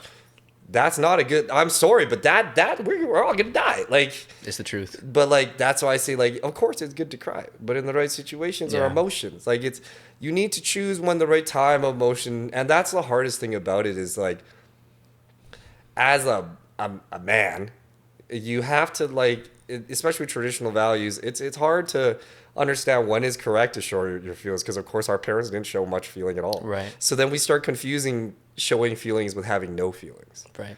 And that's why I say there's a big difference. Like, you're allowed to show feeling. Like, I cry during movies all the goddamn time. But like, it's just like, you're not gonna see me crying at a situation where people need me to be strong, because I understand what my position is and what I have to do. And that's the difference of a leader and someone who's not, or a warrior. Because warriors know, it's like courage. Courage is being brave, and in a sense of when you're scared. Like, you're going, shit ain't good, but you still going, that's courage. Right. It's not about not being scared. You are scared, but you're still going to do what has to be done. Exactly. And it's the situation of, was it good times make soft men? Hard times make strong men. And it's one of those real things that, like, we've been cushioned for a while now, that it's okay to open, which is good, because like a lot of people have a lot of feelings and need to be touching on and reflecting on themselves. But like, to a point, we still, like, you don't want to lose yourself to your emotions, or else your emotions dictate everything you do. And so many people get triggered. Like, that word of being triggered is just real. Like, everyone just emotion. Oh, this someone said a joke I don't like. Oh, I'm triggered. I'm gonna fight this motherfucker. Well, look, like, you acted on your emotion like a pussy, all right? Like, relax a little bit. It's a joke. Like, chill. Yeah. Like, chill. Like, is it worth it? Like, what's your reaction to this gonna be? So it's like, even growing up Asian, someone calls you, like, straight up, like, someone calls you a chink. How are you gonna react to that? You could give him you could say nothing and, like, fuck that guy. Or you could get mad and be like, I'm gonna cancel your bitch ass, and start tripping. But now it's almost like they win. But that's why I say how you react to every given situation is the most important thing. Because everyone's gonna try to punk you no matter where you go. But that's how you know if you're a bitch, if you let it get to you. Yeah. And it's the hard lesson in life, is that, like, nothing's made to make you comfy. People gonna come at you in all angles. You're like, how you react to things will ultimately decide what happens, because you could easily react to something bad and get stabbed, Yeah, and that's the accountability thing that we talked about earlier. But emotions are emotions. So many people, like, it's good to rely on them, but, like, not good to, like, fully let them run your world. 100%. Get you into a lot of trouble. Like, I was a very 100%. emotional teenager. I get angry at everything. Yeah. Punching holes in my walls and shit. Oh, it's so embarrassing. I want to know a teenager who didn't punch a hole in a wall. I did that for sure. Like, damn, how do we stop that? Is that because we're not sensitive with our teenagers, or? Well, like, are you gonna punch a hole in the wall if you're, like, training jiu-jitsu at the age of 5? Would it made you feel better as a kid? I wonder. Like, should I think so. I want to hug my kid a lot more and let him know I love them. Yeah. And it's okay to be, like, confused about, like, who you should be, your life. Like, yeah, it'll be interesting for the next generation of, I guess, like, Asian kids that are more Western. Yeah. Because we'll see, like, I've talked to a lot of my friends that have kids, and a lot of them still want to raise their kids much more traditional. Like, they still expect them to go to, like, university, and, like, they still have because it's been raised and, like, pounded into us, right? Wow. That, like, and I was surprised, because I had some friends that are quite, like, forward thinking. I'm like, wow, you're still, like, very old school on the...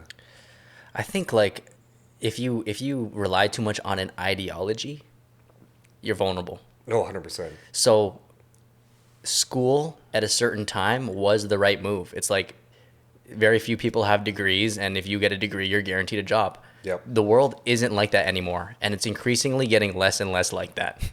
Oh, 100%. The world's changed now. So if you just have an ideology of, like, school is good, and you're not actually looking at the facts or the evidence, I think that's just a huge vulnerability. Like, the sad part is I feel like I want my kid to go to university. Did you go to university? Fuck no. There you go. I went to university. And Which one? Mount Royal. Mount Royal? You didn't go to UFC? No. Oh, I thought you were UFC the whole time. No. Oh, what were you doing in there? I did marketing.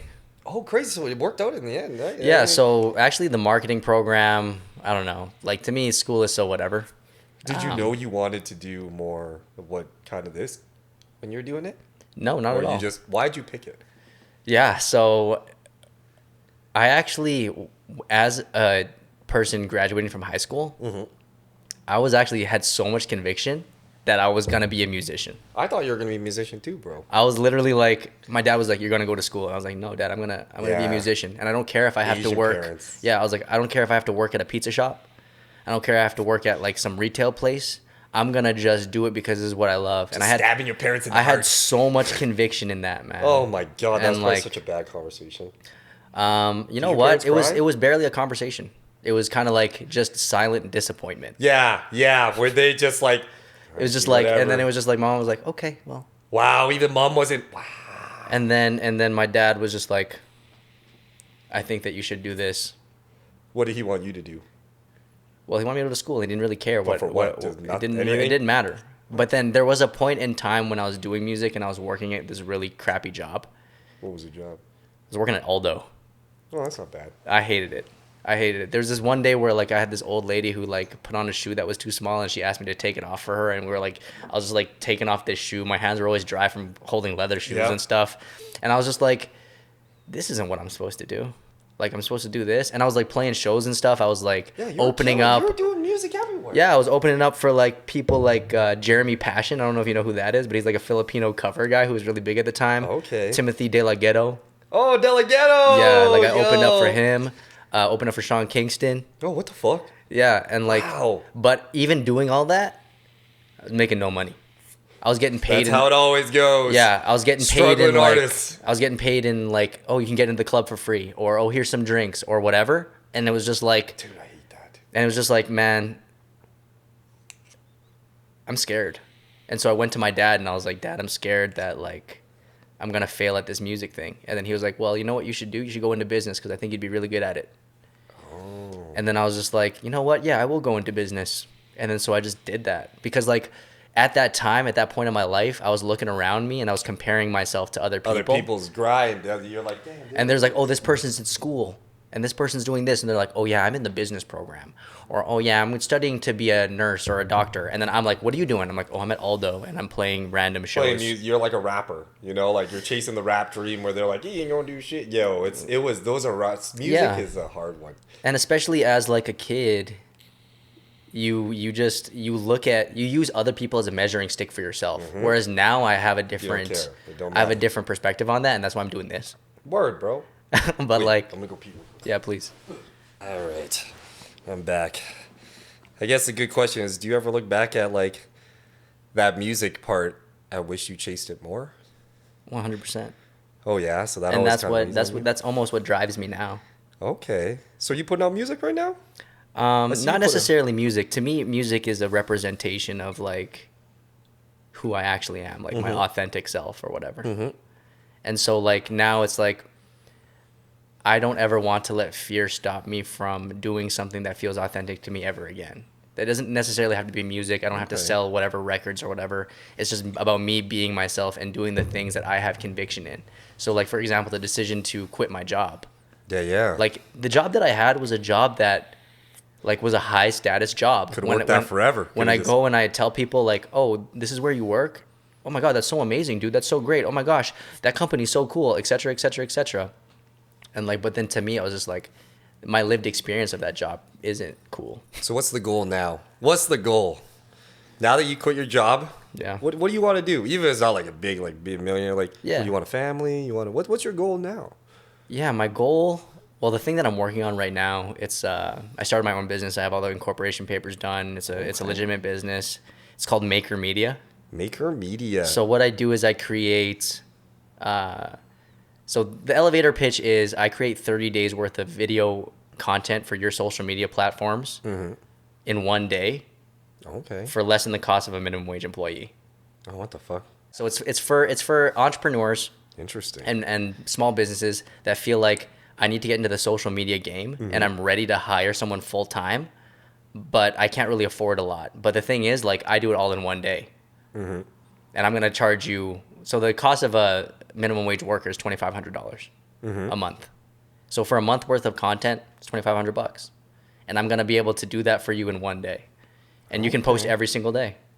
And so that's pretty much like this journey of making the Process podcast. Like I've fallen in love with content creation. I've fallen in love with the camera. And yeah, the goal is not to be a millionaire, man. The goal is to be able to pay my bills and be happy. Like the money is like whatever to me. Like, you know, if you know me in real life, like I wear sweatpants every day. I don't like buy anything. Like there's nothing that I feel like I need to buy that that is going to complete me. The things that I buy is like my equipment to allow me to continue to create my art, to develop my craft. That's the things I'm happy spending my money on. And like, so if I can do that, if I can make the same amount as I made in my agency job, then to me, that's like the biggest win ever. Because like, and the thing that really made that decision even further is like, you know, we talked a lot about having kids and stuff. Yep. You know, and a lot about being a man is like the pressure to provide. Yeah. And being like, oh, I need to make money to be a good father. But then for me, it's like the worst father is the one that comes home and hates his life. Yeah. The father that you can't look up to because it's like, and like he comes home and he drinks because he wants to escape. He's not celebrating nothing. He didn't achieve nothing. He needs to dissociate from his life. Try to get away. And not feel the things that he's actually feeling so that he can continue to provide for his family. Like, I want to be a present father who can be an example of like, you can do anything you want. And all you have to do is be yourself and do the things that you have conviction in and that you believe in. And to me, that's what a good father does. And so in this time where I don't have a child and I don't have someone I'm responsible for, let me bet everything on it. Let me actually just go and like quit this thing and pursue this and actually help and empower entrepreneurs and businesses through social media. Because I actually believe that if you're not on social media, you're leaving a lot of money on the table. If you're not consistently posting, then you're not going to be able to reach the people who want to find you, especially if you're an entrepreneur doing the thing that's authentic to you, right? And I actually have like a systemized process of how I do that. I take care of everything. So how many let's set a number. We here at setting targets, all right? We don't set dreams in this bitch. Yeah. We set targets. How many clients do you want to have by the end of this year? Let's set a number. Yeah, that's a challenge. Don't be scared. Just set a fucking number. If you don't get it or you do get it, at least you have a goal. Yeah, well, I wrote in my notebook, it's 4 clients every month, 4. Which is 6 figures. All right. Well, that's the one it's going to be. You got a process of how you're going to figure how to get them. 100. All right. That's I always say you need just a target to aim at. Because so many people are like, I want to be a tattoo artist. How? Yeah. How? Well, like I want to talk more about that, man. How did you build up your thing? Because you were actually an apprentice somewhere. Yeah. There was like a fallout or something there, and there's obviously a leap of faith that you had to take. 100%. I still love James. That's a part of my life that I need back for sure. Like I wish I had my mentor around while I taught my apprentice. It would have been good to. That's a relationship that. So things aren't like hashed up. They're not like now that I've given some space. Like we've kind of started like, you know, we're like liking pics here and there. Like he seems like he's like. I just want to make sure that like if I try to reach out that we can actually like squash the beef and shit. And it's not like even beef. It's just like bad feelings. Like even ways like now that I'm older of things that how I should have left and things. Things could have been different. Things always could have been different. Whatever anyone did on either side, like it doesn't even matter to me anymore. I just wish he'd be back in my life. So in due time, I do plan to reach out to James and see how things go. Because yeah, he was a big part of changing my life.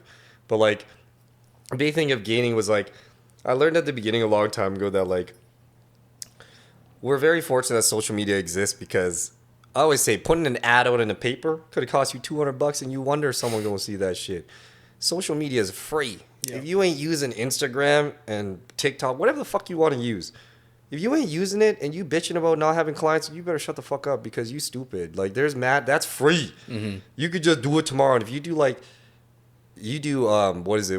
When I first started doing targeted ads by location, I only wanted to target people in Canada because if they can't come to me to get a tattoo, why the fuck does that even matter?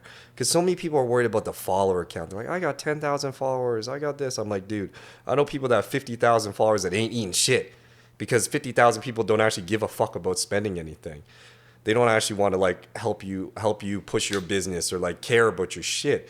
It's just numbers in the end. So people are not I understood real quick about the value of the numbers of likes and all that shit. Like people think different things matter on social media that don't. In the end, it's like how much do you gross? How much you actually make? Yeah. Because like there's a lot of people with a lot of followers that ain't doing shit. So in the end, social media is only as useful as you know how to use it.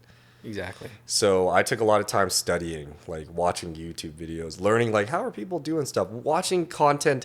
Not just to watch it, but to see like how did they edit it? Why did they edit this? What did they hashtag?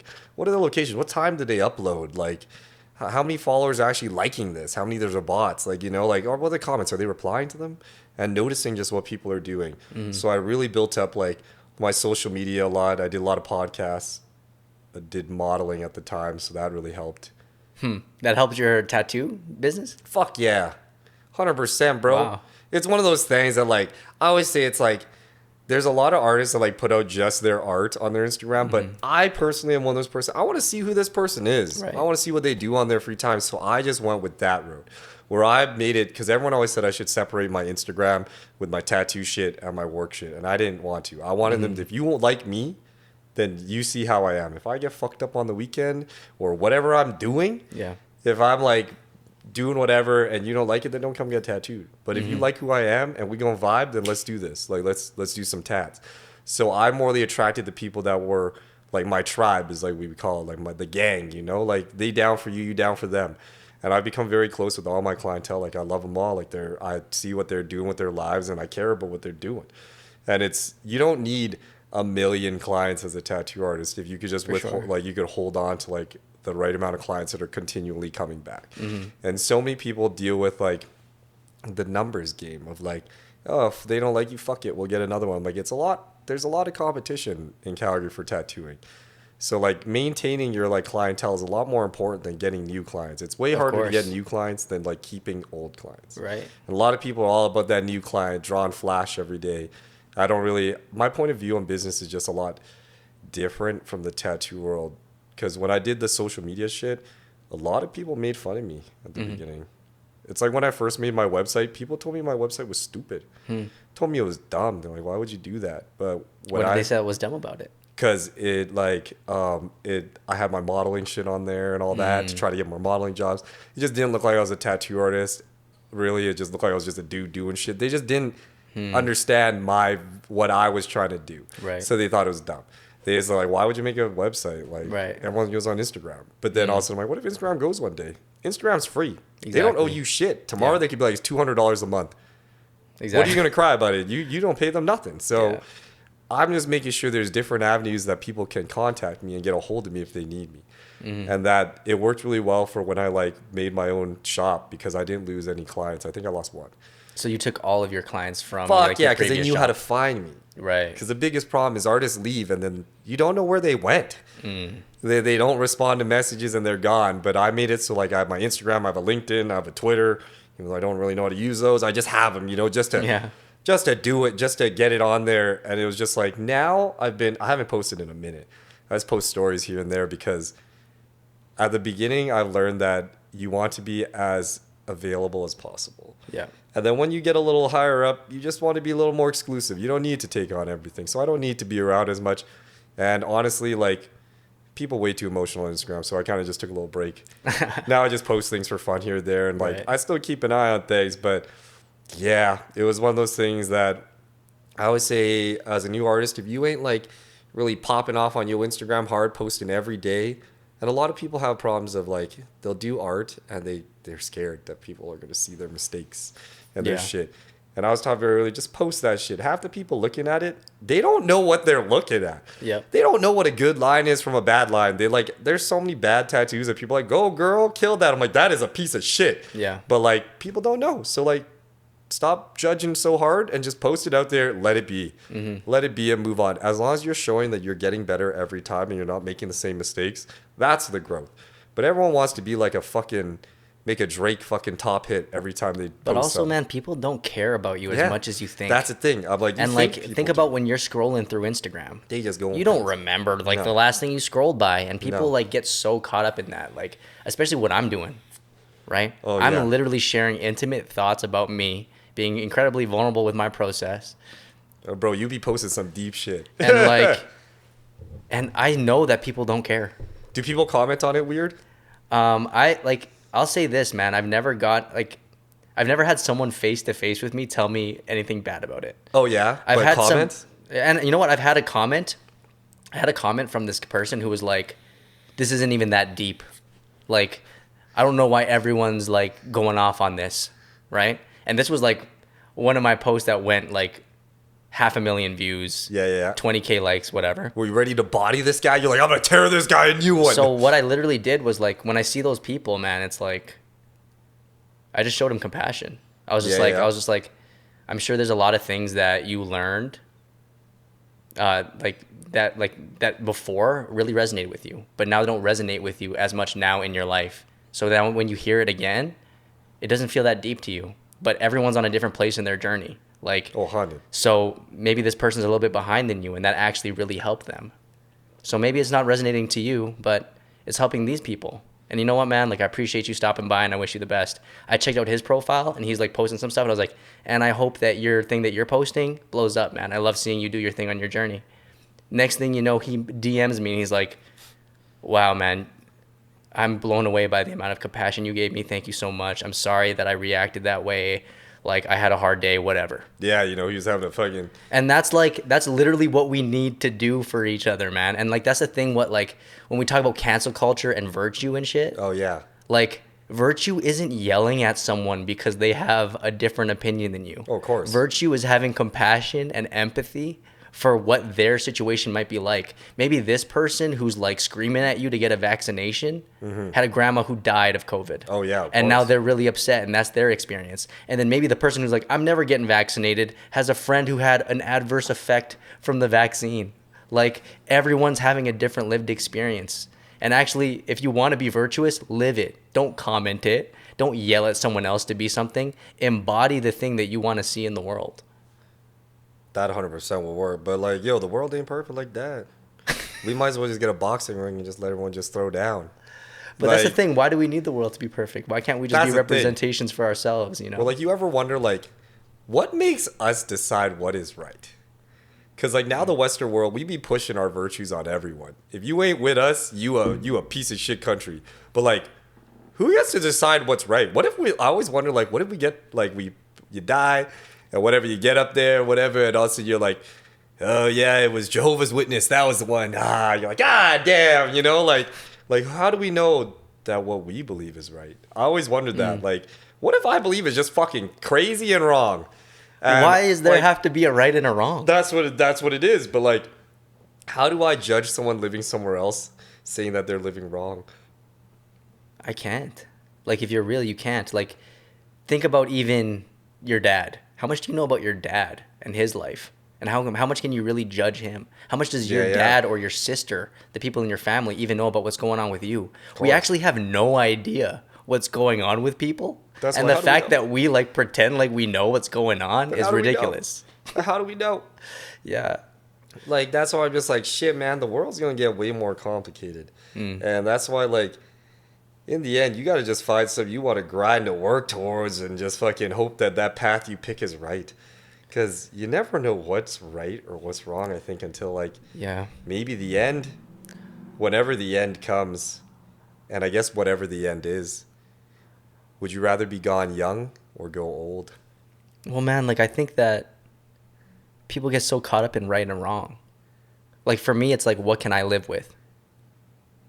For me, it's like, for example, that's a good point of view. What can you live with? Like, what decisions do I make that when I go to sleep, I can sleep sound? What decisions do I have to make, or what's the person that I have to be that when I look in the mirror, I can be like, that's a good man. Like, what is that? Like I don't care what's right and wrong, because right and wrong requires consensus. It requires someone else to validate me and tell me that's right. And that's like, you know, when we go to school, we're taught that, right? Here's the right answer. Here's the wrong answer. If you get the wrong answer enough times, you're left behind. Yeah, there's only one right. And this is the way you get to that answer. You know what I'm saying? Like, that's what it is for me, man. And that's just like, that's my guiding force. What can I live with in my life? And it's not up to me or anyone else to judge what's right and wrong. It's like, what's right for you? What makes you, like, be able to live with yourself so that, like, because I feel like we're in a world where, man, we're all self-medicating. We're all, like, in this place where, like, we have our desired emotions or feelings, and we're all trying to get to that. You know what I mean? But, like, what if we just, like, lived a life that we could live with? Like, yo, I can live with this. You know what I'm saying? Because it ain't like that. This perfect world you want, it ain't gonna be like that. Tell me about how you see the world, man. I'm really interested. I see the world as chaotic, and it's almost just like whatever happens, like nothing is. Life is more. Life is stranger than fiction for reals. And as perfect as you want the world to ever be, it ain't gonna be like that. Why do you need it to be? Or like, why do you need the world to be a certain way for you to move in the world? That's why it doesn't need to be. That's what I believe. The world is just. It's like a poetic chaos kind of. It's just like the world can't all be perfect because then everyone just thinks the same. There'd be no variety. There'd be no interestingness. Like, life wouldn't be interesting if shit wasn't fucked up. Because the best stories are when you go on a trip and shit goes wrong. No one wants to hear a trip about you going to Mexico and everything went right. They want to hear about you losing your luggage and shit. And like, I think the thing is, I embrace the chaos. And I've accepted that the world is just chaotic in all its ways. And I honestly don't feel like things will ever be perfect. What is the world? Someone's perfect is not another person's perfect. But what is the world made out of? It's made of the brain and there's the core. What are the layers of the earth again? I learned this. Yeah, but like the world is made up of, at least the way that we're speaking about the world is made up of people and the actions of people. What if we aren't the world though? What if people aren't the world? What if the world's just the world and we're just here? You ever wondered that? We always think we're so fucking special. What if we ain't shit? We're just a speck in space, dog. We're That's a piece true. of shit. Yeah. Or what if like there's aliens and we're a lot smarter than them? Everyone always thinks aliens are real. What if we're the smart ones? And we're like, damn, we're the top I don't think one? that we're the top ones. What if we are? That's why people never think. What if there's an alien species where we haven't figured out shit? And there's just us and we're like, we're going to eat them. Like, fuck it. Yo, you know how people are. We take over shit. Yeah. We're monkeys, all right? They even have chimpanzees. You ever see the chimpanzees that be eating all those monkeys? But if we're going to go into this world, like we don't even know anything about human history. We only know the last few thousand years. Of course. So to break us down to whatever recorded history we have and say that this is what humanity is ridiculous. Actually, the Egyptians and stuff like that, the part of history that we have no idea about, that is completely lost, we have no idea about them. How do we know that they're conquering and killing stuff? How do we know that? We don't. Oh, bro, they be murking shit. Everyone in all time be fucking and murking, all right? Maybe, Yo, maybe, people man. be murdered and shit since the beginning of time. Let's be real. We're 4 beers deep in here. You ever wonder? 4 beers deep. No, all you gotta ask 100 is, vape hits. all you gotta ask is, We're going any into society who didn't murder and kill shit, where are they now? Yeah, that's right. They gone because of what that did. Yo, motherfuckers be taking over shit every day, whether it be in business and shit. People be conquering in different ways. But like this is actually where my mind goes when I hear that perspective, which is not a bad perspective or a wrong perspective, because like I said, there's nothing. I wouldn't say that either. But to me, it's like it requires the world to be like it's like I'm basing the way that I move based on other people. Right? It's like, well, the world's not like that, so I can't move like that. It's like, why not? No, it's not like that. Even the world ain't like that. I'm gonna move the way I want to move. I don't give a fuck because it don't make no difference. Exactly. So that's why when I'm talking about like having real, genuine compassion and living a life that you can live with yourself, and then the response is like, the world ain't like that, Nick. Right? It ain't like that. So then why does that matter? Why does it matter what the world is like for me to move throughout life in that way? Because you'll get fucked. I don't think so. Listen, there's always some motherfucker that'll be coming. Yeah, but then am I moving throughout the world for a desired outcome, or am I moving out throughout the world so that I can live with myself and look at myself in the mirror and say I'm a good man? But through my own moral code. Your desired outcome is to be a good man. So there always is a desired outcome. And that's the thing. My desired outcome doesn't rely on any other human or society or anything else. There always has to be a desired outcome. Yeah. Everybody wants something. Yeah. Whether it's nothing, even Buddha wants some, man. Even the Dalai Lama wants some. He wants you to The Dalai follow. Lama's fucked up. He wants you to suck on that tongue. Yo, he wants you to suck on that tongue and let that shit go. Yo, it's just like everybody wants some. Anyone who says they don't want some, they know they want some. That means you don't want none, which is some. We all want some. Yeah. It's okay to be hungry. It's all right to want a little bit. Of course. Yo, bring that savage out of you, man. Go punch someone in the dick, bro. Like, it's Bro, you guys need to stop drinking I go water out there, so much. I and just, exercise. I exercise the savage in me for sure. Exactly, but let that savage out in the business world a little bit here. Yeah. But for sure, life is complicated. And anyone and that's why I always say my journey is not anyone else's journey. Everyone's journey is gonna be so much more complicated, and you just had to listen to other people's journeys and take their advice and what's useful, and hopefully it might work for yours. And if it does not, then just you got to figure it out. But you just can't give up, because the thing is man, life pushes you to give up. Life is all about give up. People love seeing people lose. They love seeing people lose, where it's just that's why when I always say that competition side is don't let them see that. Mm-hmm. Even if you know a lot of people fucking want to see you fail, don't give them that fucking shit. Yeah. Even if you feel like you don't know what's going on, just don't give them that. And it'll work out. And even if it don't recalibrate, like you said, you could step back.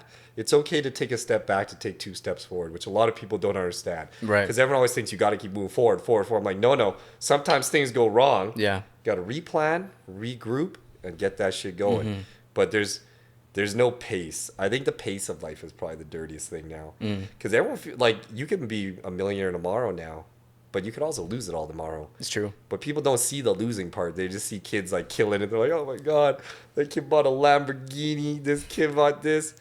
Yo, I've had mad people make fun of me about telling me to buy a new car for the longest time, bro. I had girls tell me that shit, where girls are like, when you gonna buy a new car? I'm like, what? Is that gonna make you like me better? What the fuck are you talking about? It drives me to work. I get there. My car's not even bad, but it's just not grown because it's not foreign. I like Japanese cars, okay? Yeah. But it's just weird that status that shit matters to people. Of just people be like, oh, that's such a nice bag. I'm like, bro, I literally bought that bag just to go to Germany. I don't it's just people really it's oh, you got that? Damn. It's in the end, like you said, things are things. Minimalism taught me a lot about that. And people always be like, you're a minimalist, but you buy brand name shit. But I always explain, just because you are a minimalist doesn't mean you have to give up things.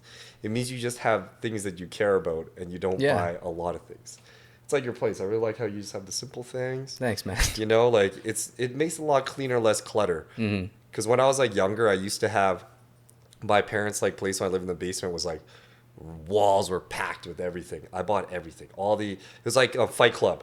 Yeah. It was like the beginning when he said he had the IKEA. I had every IKEA thing. And then I realized after, I'm like, this shit doesn't matter. This table don't mean shit. Because in the end, if it disappears, you're still you. It don't mean none. Exactly. And we put value in items.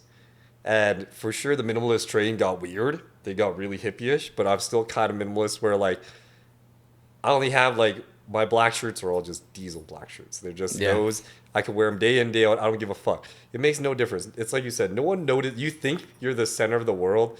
No one fucking really. They're like, no one cares. I'm wearing the same shoes as yesterday. No one cares. And even if someone said that, that's kind of fucking weird. I'd be like, why you fucking noticing my shoes so bad? You like me or something? Yeah. But Instagram and stuff, it makes us feel like we are the center of the world. People are watching you. They're like, oh, Nick has a pimple. Oh, when you get a pimple, you got to do a video. You get all fucking weird. You're like, oh my God. No one gives a fuck. But some people do give a fuck. And those people, you don't need to worry about them. Well, man, to me, it's about freedom. Yeah, if a pimple is going to stop you from doing something, you're not free. If you need to make money to build up a facade or an image, you're not free. What's free is you have desired outcomes, right? Financial freedom. You need finances. You need financial freedom. But you only need a certain amount. Yeah. You don't really need 50, that much. What is it, 80, 60,000, 60, 65, 70? I don't even know. Wasn't there a number that there's a statistic where it's if you make I think it was 70,000 a year or 60 some, if you make another 50,000, it really doesn't change your it's once you get to a certain point after taxes. Yeah. Well, it's after you to a certain point, it's well, you might have a nicer bed. Yeah. You might have a car that's cars. nicer, but it's still your experience is still the same. You're still driving to a place. You still have a place to sleep. You still die at the end. Exactly. But it 100% becomes one of those things where it's just It depends what you want. That's why I say it all depends. Like, financial freedom to me is being able to take care of my family, take care of if my friend got cancer, I'm paying for that fucking shit. I don't want this thing where we have to figure this out. I want to be able to be there and take care of the people I care about. And that's why for me, financial freedom means a lot more. But that's why I always tell Tat, like, what I want from my business and my life doesn't need to necessarily be what you want. Yeah. Like, even if she like did tattooing for 10 years and she's like, fuck it, like, I'm not into it, I wouldn't be upset if she like said like, I want to make fucking dioramas of hamsters.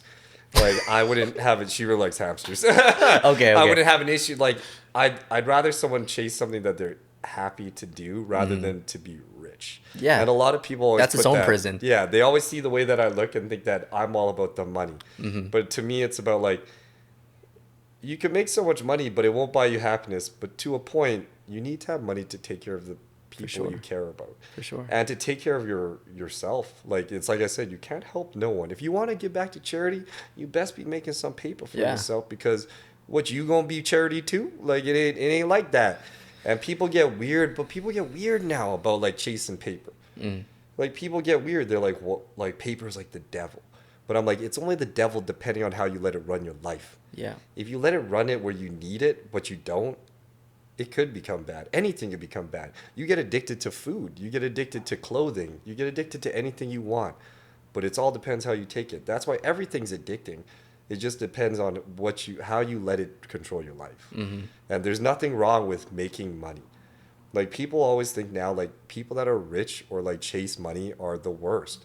But I'm like, what's wrong with that? What if they want to take care of their family? What if someone is sick in their family? They need that. Yeah. It sucks that you need that to take care of people, but like, you do.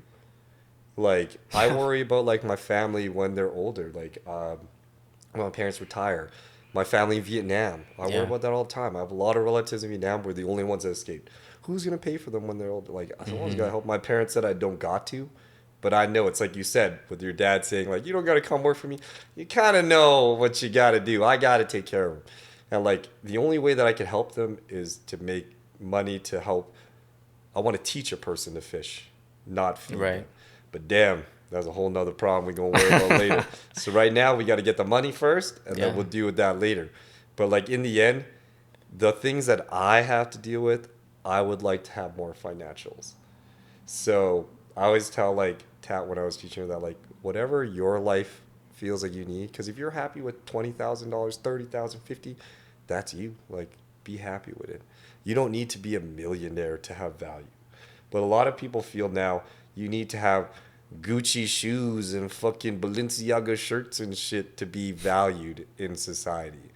But you don't, because in the end, who the fuck buys a $500 shirt anyways? You stupid. Like, but that's the thing too, like, valued in society. Like, all of that just comes from you don't love yourself. Yeah. Like, whatever that is, it's like, even the whole Fight Club IKEA thing. Like, in the Fight Club IKEA thing, he's like, what dining set defines me as a person? Yeah. How's this me? Right? Because you're trying to be yourself, but not be yourself. But that's the thing. Like, if your whole identity is caught up in the material world, like. And it's hard, though. The material world is savage now, man. There's so much, like, nice shit around. Like, I love handmade shit. Don't get me wrong. I'm, like, extra as fuck. Like, everyone always be saying, but, like, I make sure that, like, I only have 2 belts. You know, I don't have 9 belts, all right? If I'm going to get a new belt, like, I've had this belt forever. People probably saying this bitch played out, but I'm like, you know, like, I like this belt, and it works. It's a belt, and it goes there. If I get another belt, maybe I'll get rid of this one. But well, it's like the diminishing returns thing. Like, you have a thing that keeps your pants up. Yeah, exactly. Well, like, you know, and I still like fashion and shit. But, like, it's just, some people, like, that's why I don't like following fast fashion. I don't believe in, like, anymore, like, wearing those G-Star shirts and shit. Yeah. Bro, once you wear the one G-Star shirt for the first year, I remember wearing it like year 3. It falls apart. It's still red. No, it looks the same. You took care of it, but like it just looks aged. Because like it's like red with like a big G-Star writing, but like that style is gone now. Right. So I've kind of learned now it's like we dress a lot more like plain. Yeah. They don't say brand names because things mattered like that to us when we were younger. It's crazy how like, but you're trying to find yourself. It's like you said, Because like I went through a lot of phases. I was like a little emo kid. I was a little skater kid. Me too. And I was just trying to figure out what the fuck, where I belong. Yeah. You know, like where you belong. Everyone wants to belong somewhere, but it's really hard to find that place. And especially like you said, it's hard to break out because sometimes you get in the wrong group. But like getting out of that shit, it's like that's one of the hardest things because it almost becomes a part of your life. But that goes back to the whole thing of like adults pretending like we know what the fuck is going on. Like, Of course not. I'm still trying to find out where I belong, if I'm being really honest. You know what I mean? You don't feel like you know where you belong? I have people in my life that I really love and that really love me, and I have a community of people that I surround myself with. But there's also a place of I'm constantly learning and finding new things out about myself. Mm-hmm. And I'm continuously allowing myself to grow and change. Like, actually, my biggest thing now is to not be like, this is who I am. Yeah. This is me, and I'm not that person. This is me. It's like I allow myself to question myself all the time. Like that Drake line, anyone who knew me before don't know me now, man. Always growing. And that's the thing, like even with this podcast, it's been awesome because I've been able to like grow. Like if you like even from when you're watching episode 2 or whatever to now, like there's development and change in the way that I'm even operating it, or in the way I'm showing up in it, or the things that I'm talking about even. Like, so, and that's actually bringing people to me. Like now I'm actually getting to have more conversation with people. Like even you, I haven't talked to you in years. Yeah, dude. That's why when like you didn't message me back for that bit when you messaged me, I was like, fuck it, already busy, fuck it. Just you. That's when you messaged me. I was like, what the fuck? I was like, okay, let's do this shit. Yeah, but that's the thing. I thought too, I scared you off by saying I only have Mondays, Tuesdays off. I thought you're like fuck this guy, man. Man, we be running business here. I was like, oh man, I think I butthurt him. No, not at all, not at all. But that's the thing too, man. Like it's never a personal thing. You know what I mean? No, like, that's you're cool why. with See, it. like I'm so laid back. I don't give a fuck. Yeah, but that's what I've learned because I used to care a lot about what people thought. Yeah. So when we're young, like when we're hanging with people, like you wear a dumb shirt, you wanted your shirt to look good because now it's like, fuck it. Like if they don't like it, suck my dick. But in the end, it's just like, it's hard to get past that because when you're young, man, damn, people's opinions matter. Because you think that that's your whole life. Yeah, like I think it's just natural. Like I said, the whole biological need thing. But that's the thing too. Like a lot of our judgments of ourselves start off by just us agreeing with someone else's 100%. opinion. It's like you went ugly. out. You ugly. Also, you start. Maybe I am ugly. Maybe. Exactly. But you went out putting that shirt on. Yeah. And you're like, this is a dope shirt. Yeah. You always thought it was good. First day of school. Otherwise, you wouldn't have put it on. You feeling fresh, and they're just like, dude, that shirt's stupid. But now that someone said that it's a stupid shirt and you get hurt by that, that means you agreed with them. No, that's why you gotta roast them right back. No, I'm just kidding. No, man, people can't handle roasting these days, bro. That's honestly like boys roast each other. Yeah. People get hurt about it for sure. Where it's just like, homies will like make fun of each other that make fun of the people they care about. Girls will compliment motherfuckers they don't care about. Like, girl, you look good. You're like, you don't like that bitch. All right, let's be real. Like, you're like, I thought you didn't like her. She's like, yeah, I don't really like her. But girl, you look good today. Boys be like, dude, that shirt looks stupid. But like, so you get a haircut, man, your bags look dumb, but you don't look good. The guys know, like, it's just, it's for sure hard to balance the. I had that relationship with Tat where I was roasting her too much, like a boy. I was just treating her like a boy. And that wasn't good. And she taught me a lot about the balance. Tat taught me so much about, like, you can't, like, there's a balance of, like... Of course. You can't be roasting each other all the time. No. And I didn't know that, Like, I learned a lot from having an apprentice. Like, Tat taught me a lot about, like, myself and being a person. Yeah. Because I was so used to just being in my bubble of my heat bag ass friends where we just roasting each other and being dirtbags all the time and joking, and we cared about each other when it's right. But, like, we roast each other a lot. But you can't be like that with girls all the time, bro. Like, even as Tat's tougher than most girls I know, though. Like, I'm lucky. Yeah. I wonder, when I get another apprentice, fuck, they gonna be soft as shit because kids cry a lot these days. Tat, she tough as fuck. She for sure took a lot of shit and taught me that, like, yeah, I gotta balance it too, Like, you can't be roasting someone all the time. Like, just because someone's haircut looks good doesn't mean yet someone looks dumb. Yeah, I think, like, man, roasting each other, like you said, is a part of male friendships. But I like it. I think it's healthy. Yeah, it's but good. Also, like, you earn it. Like, you earn that through, like, an actual friendship. Because, like, I would actually encourage people, if you're surrounded by people who are just continuously shitting on you, Yeah. you're not around the right people. Depends how they're shitting. If you're around people who are constantly shitting on you, man, you're gonna eventually internalize that, and you're not gonna grow. That's like why I it's know gotta a be lot the of right people who like stay around their friends, like that they've known forever. Oh, yeah. And they're stuck at a certain place because you're like you said, your friends don't want to see you. They want you to be there with them. Because right? they scare you and leave them behind. Exactly. So they want to keep you down. They want to keep you at that level. They want to, like, when you're trying something new, they want to roast you about it because that thing that's new is a threat to them, is a threat to, like, our friendship because you're changing. Oh, no, this is dangerous to me. You'll right? leave me behind. You'll forget exactly, about me. right? So, like, man, because I had friends that I just straight up I don't talk to anymore because of that. Because it's like, dude, every time this person's trying to do something new, you're going to make fun of them. I get it. Like, you think it's funny or whatever. How much of that are you going to take until, like, and I see those people now, they're all the exact same. They're all doing the exact same shit. They're all still drinking every Friday. I see them and they're exactly what you said. They're the exact same with a receding hairline and a bigger gut. This is why you got to prove them wrong, though. So I can't be a bitch and you got to take it. I'm like, fuck this guy. No, man, I honestly, for me, I peace. No, like, man, fuck if I'm this in dude, if I'm in an environment where people are like, no, you don't have to stay. But you have to remember that shit. It's like when that girl cheats on you for the first time. Don't forget that shit. But why she cheat on you? And we gonna get back. We gonna get back. But that's why you need that fighting spirit. Oh man, it's so hard because like of course it's hard. Stop being such a pussy, bro. But no, I get what you're saying. The thing that's hard for me is reconciling that truth with like my truth, which is like you can operate. This is just my perspective. I don't need anyone to agree with it. You scared but you it's like get canceled or something? Not at all. But like for me, it's like because like I said, I question myself a lot. So when I do something as a response to someone else, a question I ask myself often is this coming from a place of woundedness or is it coming from a healed place? For me, if I have to like prove someone wrong or I remember the way someone wronged me, just in my own personal journey, not judging anyone else, it's coming from a wounded place. Like I'm coming from a place of like, I don't want to be hurt again. If I'm coming from a healed place, then I'm actually moving in a way that's I'm in control of. Because actually, from my perspective, going back and being like, I'm going to prove that motherfucker wrong, or I'm going to like remember that thing that person did to me is actually me not being present with my emotions in a way that's enough to heal it, to actually move in a way that's in accordance to me and in my own control and freedom. Because now I'm not in control. I'm controlled by this person said this, so I'm going to fuck them.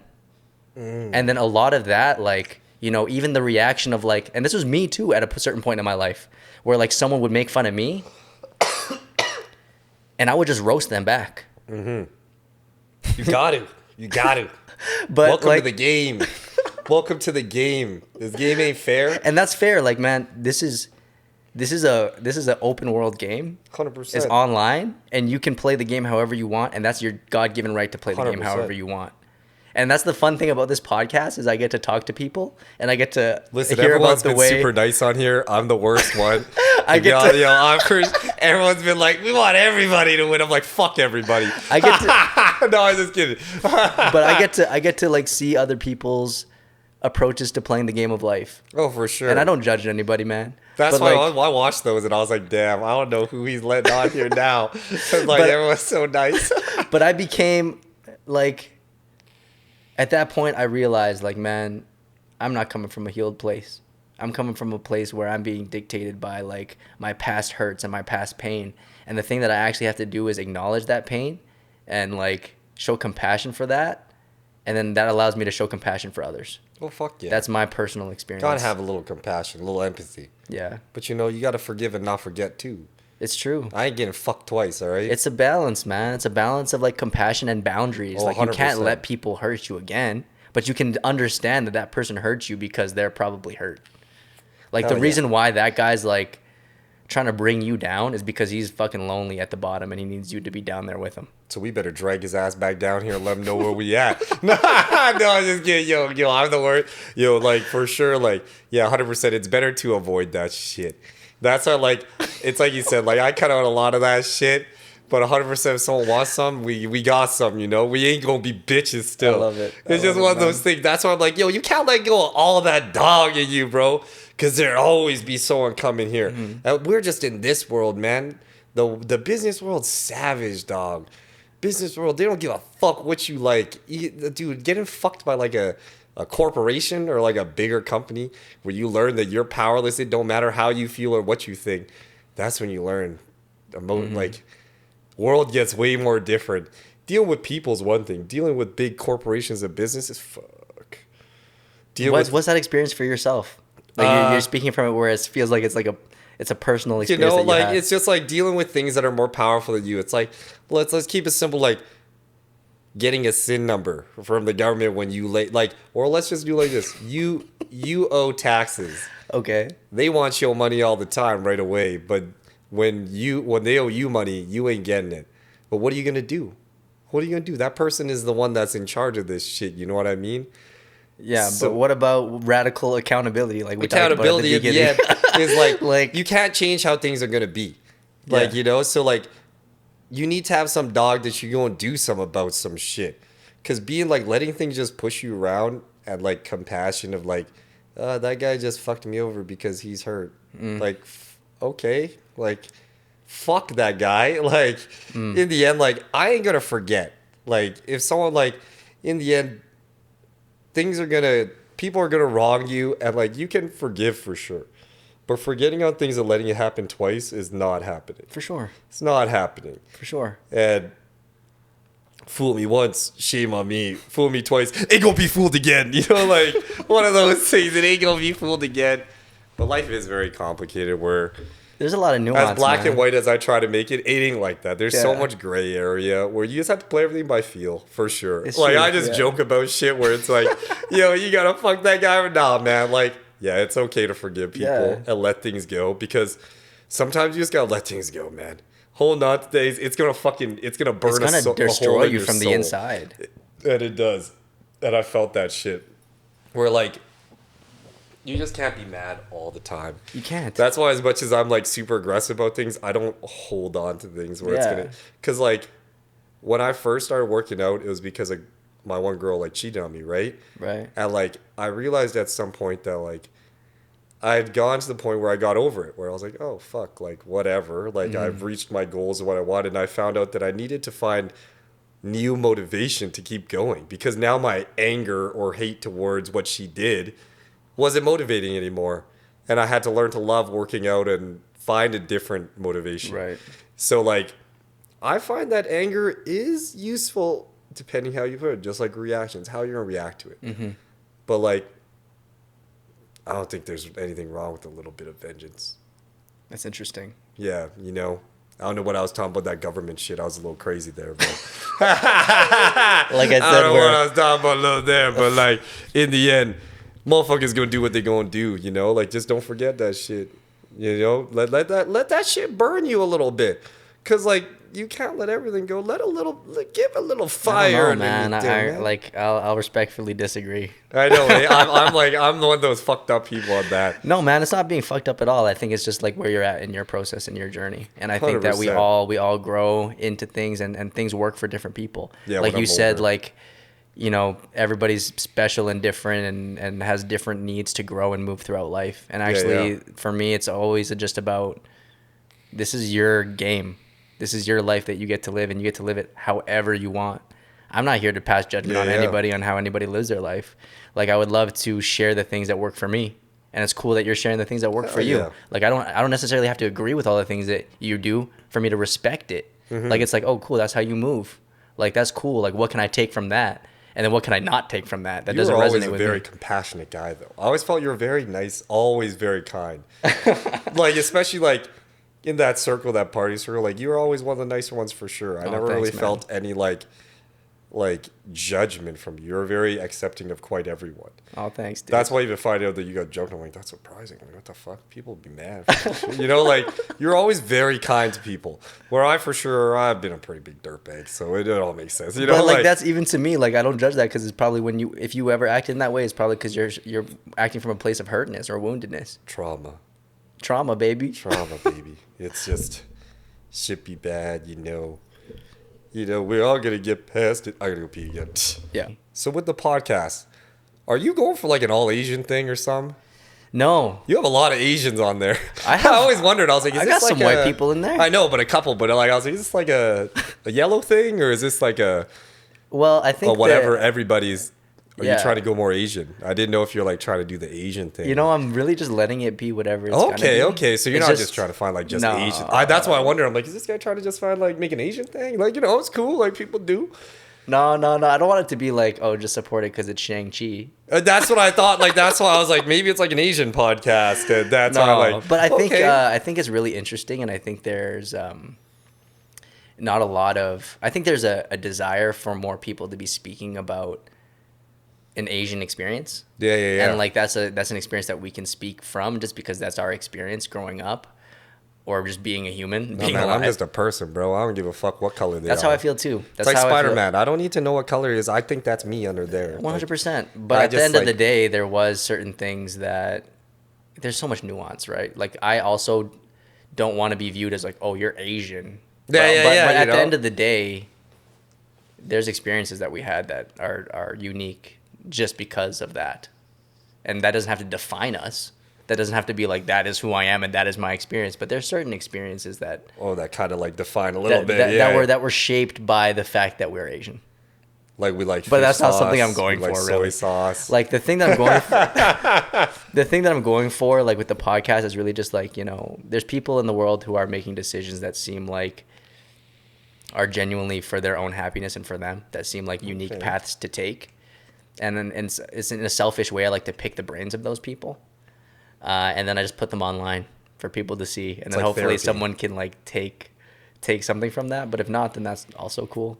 Like I wonder, like, you know, if the people who currently listen to my podcast would be into this episode. Yo, they're probably gonna think I'm crazy, bro. 100%. But you guys like you have said, all it those like doesn't- grown talks where everyone's all like really nice and quiet and stuff. We're probably the first ones with these beers here. Well, man, saying here, shit. yo, let me give you, because like this is actually how I end all my podcasts. Yeah. But it's just like, you know, this is like you said, you want to make stuff so your kid can see it. For me, it's like almost something for my inner child, or for people who are on their process, who might be in a similar place as me or have walked a similar path as me. Like, what message or piece of advice or wisdom would you give that you maybe needed in your life? Like you said, mentors that you had, Yeah. that you needed in your life. Like, what is one piece that you'd want to leave for someone who's like living the same path as you or something similar as you, to kind of like pass down some of your experience to kind of help them along their journey?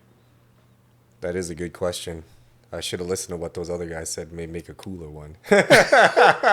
Make a way deeper one and shit. No, I'd say to anyone that's like chasing a dream of some sort, whatever it is, I'd say toast to the dark moments that let us appreciate the bright times.